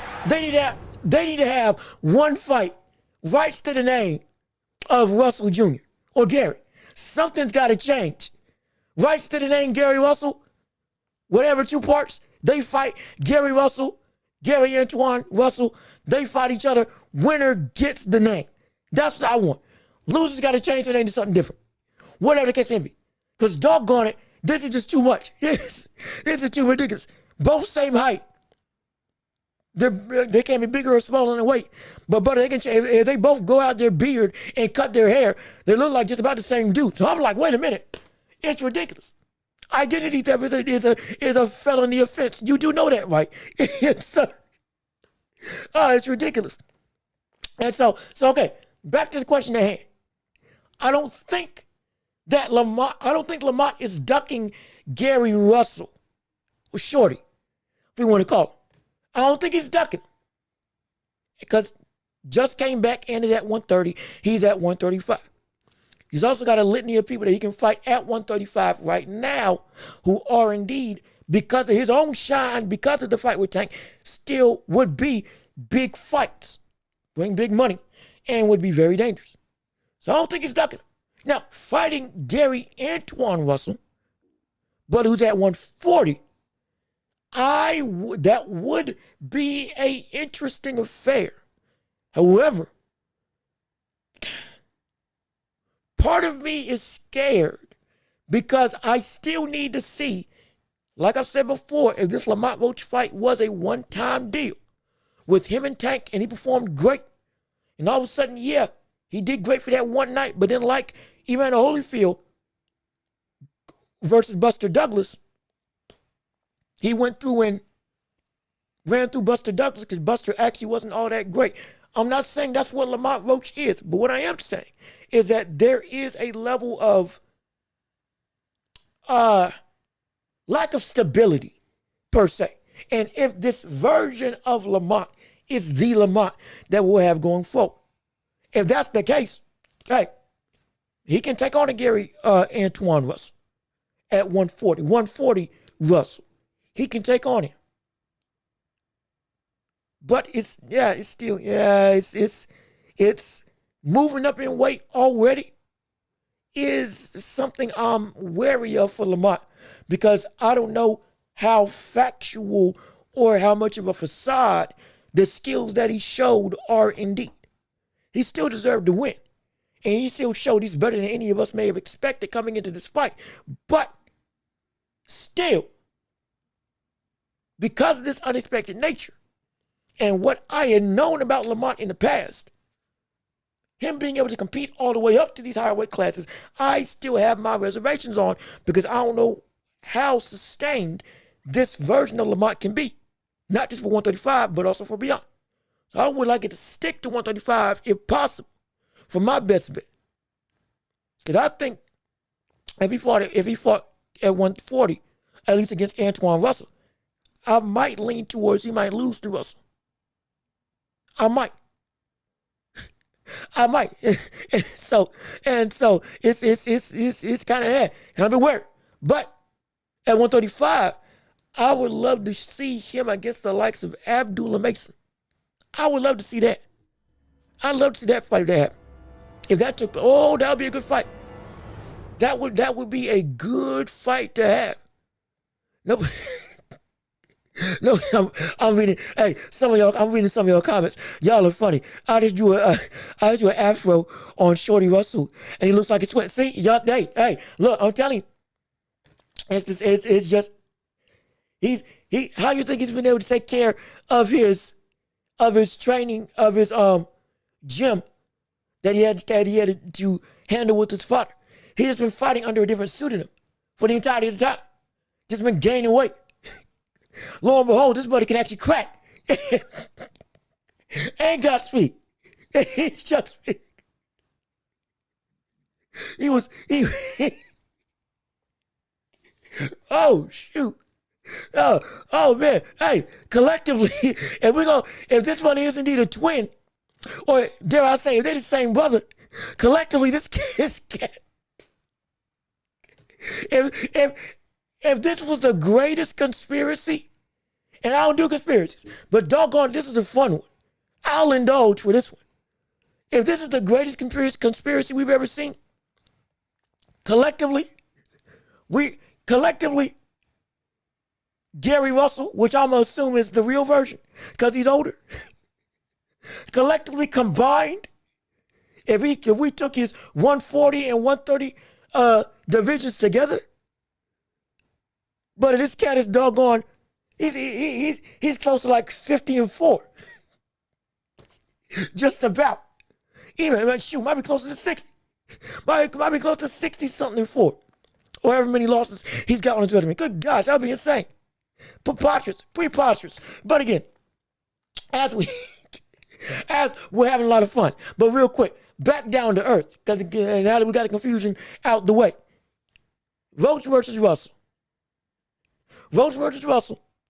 The Shorty Russell would be a fight that would be interesting.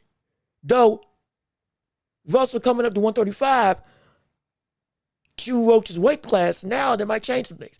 Though that would be with how Russell looked, with that speed and that boxing ability, boy, that would be a good fight. Ooh, that would be a good fight. Cause brother, hey, I'll tell you what, Russell he looked like he ain't lose a step. If y'all watch that fight, cause we were watching the Pacquiao fight, and we got to call the middle of the Russell fight, jumping into the fray of it. But he looked like he literally had never left a thing. He looked like he had just been fighting under another pseudonym. Like we're speculating right now. He looked like he was just as fast, just as sharp, still was able to counter consistently, rocked and knocked down his opponent multiple times, knocked him out to the body, and walked and worked clean as a daisy for the entirety of the fight. That type of skill set against Lamont Roach, that would make for an interesting affair. I wouldn't be mad if we saw that fight at 135. Though would Russell Jr., Shorty, would he be willing to move up to 135 to fight that fight? Would he be willing to? Or does he want to stick down to 130 because he's, again, latter stages of his career? And if he still wants to fight consistently, doesn't want to risk potentially ruining what he has physically to move up to gaining weight? Because he might not be the same if he goes up. Now, I already said I would love to see Lamont Roach fight against Abdullah Mason. Would also love to see Lamont Roach fight against the likes of I got a list. Hold on, I got a list. I have a list. I would love to see them fight against a fighter of the caliber of, what about an Andy Cruz? Hey, would that be a fight y'all would be interested in? Again, with the fight with Tank potentially or seemingly not happening, would you like to see Andy Cruz versus Lamont Roach in a fight? though it wouldn't be for a title per se, it would still be a very quality opponent who, again, we've been saying Andy Cruz is getting older. Lamont Roach somewhat up there, going through it, having the ability to really, sorry about that, if he really wants to make a mark with him having 9 fights on his resume and wanting to show that, okay, yeah, he's legit about what he is as a fighter and prove something to the world. Hey, you beat the buddy that beat Lamont.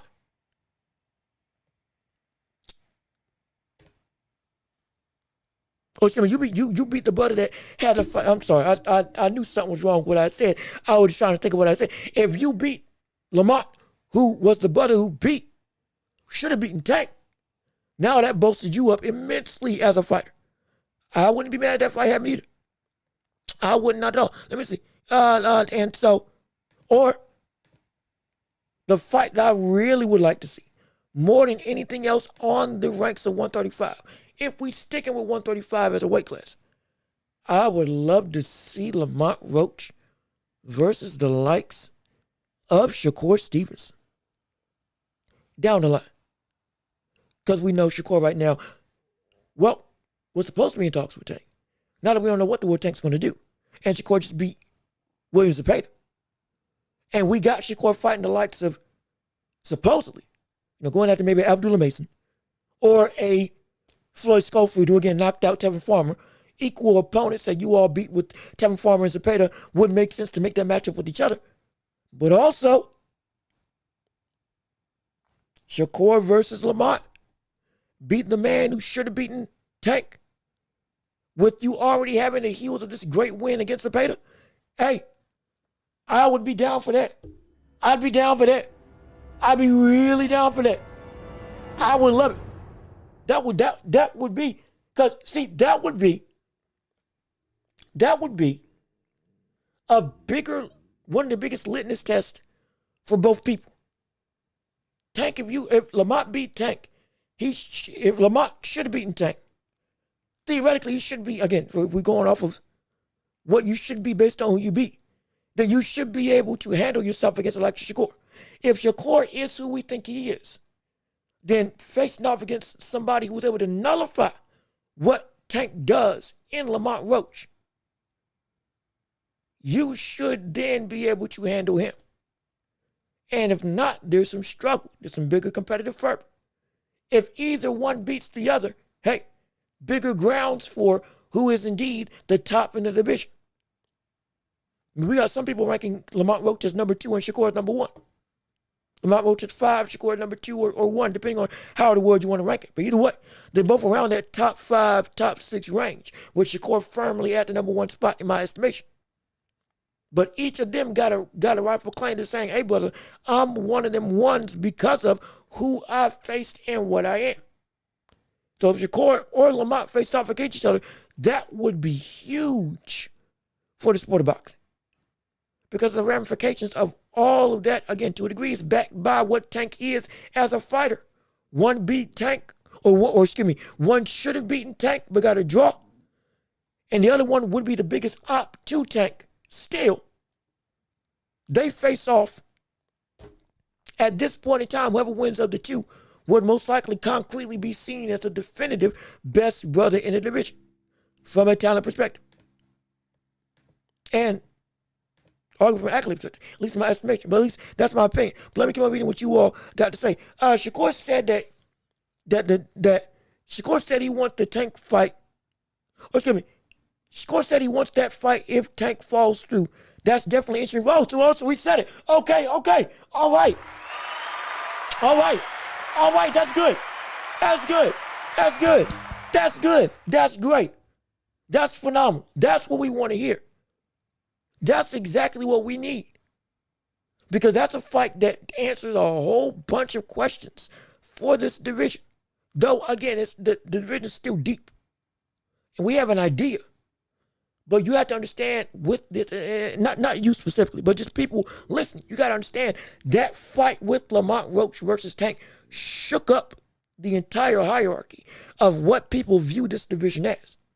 All of a sudden, it went from there's nobody that can beat Tank. And it's Tank's division, and nobody but Shakur is really relevant. To now, everybody all of a sudden is a fair game player. And you got to respect everybody now. Because what was seen as unshakable, all of a sudden is now beatable.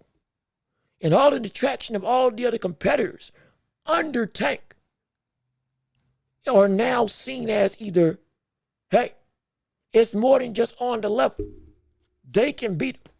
They got a real shot. Tank ain't above all and everybody else is underneath. The umbrella of whose division this is under has now been ripped asunder. And now it's open game for who indeed is the guy. Who's the barometer? It's looking like it's Shakur right now, but even still, there's still some answers that need to be answered. Or there's still some answers that need to be given. Excuse me.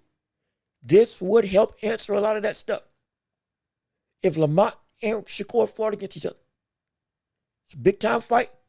Big time implications. Big time talent against big time talent. Big name versus big name. Well, bigger name in terms of Shakur versus a big name. And it's a fight that makes sense, and both of them are in the prime of their careers. And both of them are coming off of the best wins of their respective career against two of some of the more accomplished and or talented fighters in this division. And both, because of their performances, have a legitimate call to say, I'm the best that this division has to offer. Hey, that's some intrigue. That's some quality work. That's some good foundational, old school, who's the best out of all of them type of give and take. It can turn into a tactical affair, or it can turn into, like it was against Zepeda, infighting, a real infighting war. That we now know Shakur can do in both instances. Oh, it's great. It's a great fight.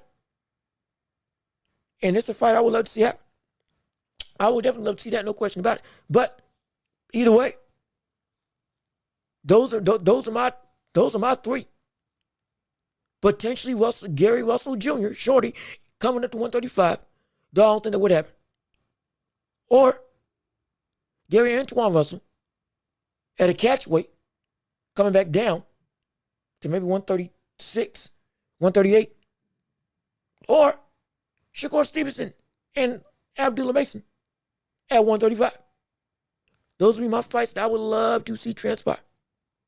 I would love to see it if it could happen. Absolutely, no question about it. But now, great day. We had 3 hours. We're might just have to cut this shorter than normal. We got championship rounds, so we might as well jump into it. Hey, we're here. Made it show you on. We're going to do 10 minutes. not normal 30 minutes to an hour. 15 minutes. 10 to 15 minutes of whatever you all want to discuss on the show. Topics, conversation, opinions, debates, questions, comments, concerns, SummerSlam, wrestling, video games, TV, sports, movies, all that stuff. Whatever you want to talk about, we can talk about it. If you ain't got nothing, that's fine. Just say I'm good, and we can end the show right now because we don't want to hold nobody up. We don't want to overstay our welcome. Understand that. We love talking conversation. We also don't want to overstay the welcome because shows can get dry. As exciting as I try to make this show to be, it can get dry at times because you don't want to get it if you go too long. We're all good with saying we good. We all good with that because tomorrow, the whole show is a championship round dedicated event where you all drive the conversation. But because we always do it at the end of every show, we want to give you all the chance to have the floor. Stake your claim. Say your piece. Say what you got to say. Do what you got to do. Do you disagree with what I got? Do you agree with anything? Do you think I'm stupid? Do you want to go back on whatever take I got? Do you got questions on all-time things, dream fights, dream matchups, questions about the boxing landscape as a whole? Do you would like my insight on? Whether it's something involving not dynasty, excuse me, landscapes in boxing history, questions about boxing history. If you want to ask if I can help in any way, shape, or form.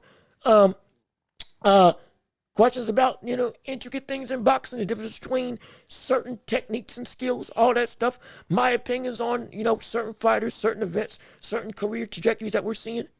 Up-and-coming fighters that you want to see me talk about. Whatever you want to discuss or hear me potentially give an opinion on. Or just, hey, voice your own thoughts. I would love to hear it. But If not, it's all well and good. We can get on out of here. I'm just giving you we gonna give you some time. If I don't see something, if we don't see something in about a minute, we're gonna wrap it up and send it home. Just because, we again don't want to overstay our welcome. So what? It's 3:20 on the dot. So at 3:21, we don't see nobody else say something. We're gonna assume it's all over. We're gonna assume it's all well and good. But again, we've been up here a good hot minute. We appreciate everybody that's been up here on the show. And again, if you haven't already, please go ahead, subscribe to the channel.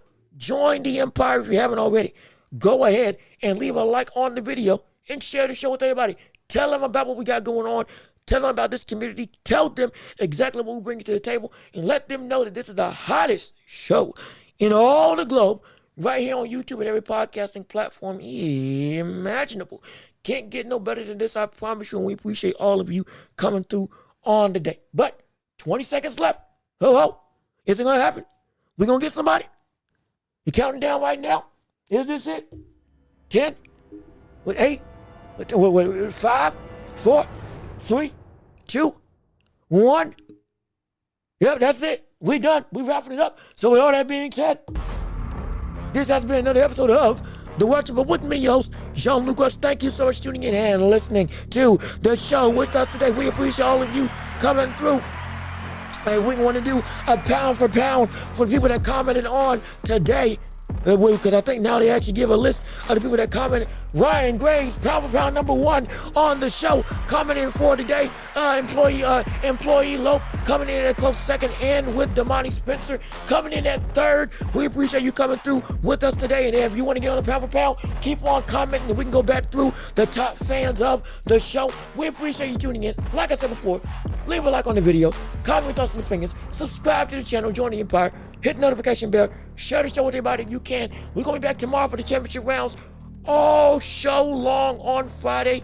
And be sure to enjoy your week, enjoy the rest of your day. And hey, share the show with everybody that you can. Listen to us on the podcast. It's going to be on at the end of the show.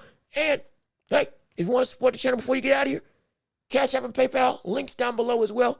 If you want to copy them and paste them, anything we do, help us to make the show bigger and better for you all. It's my job, so it's what I got to do to make a living. And so we appreciate it if you can help make this thing bigger and grander through your support, through viewers like you and listeners as well. We can make this thing grow, no question about it. But I've just been Jean-Luc Welch. Y'all have been wonderful. Peace and love. We are out here. Yes, sir. We are going to see you all on Friday. Peace and love. We out.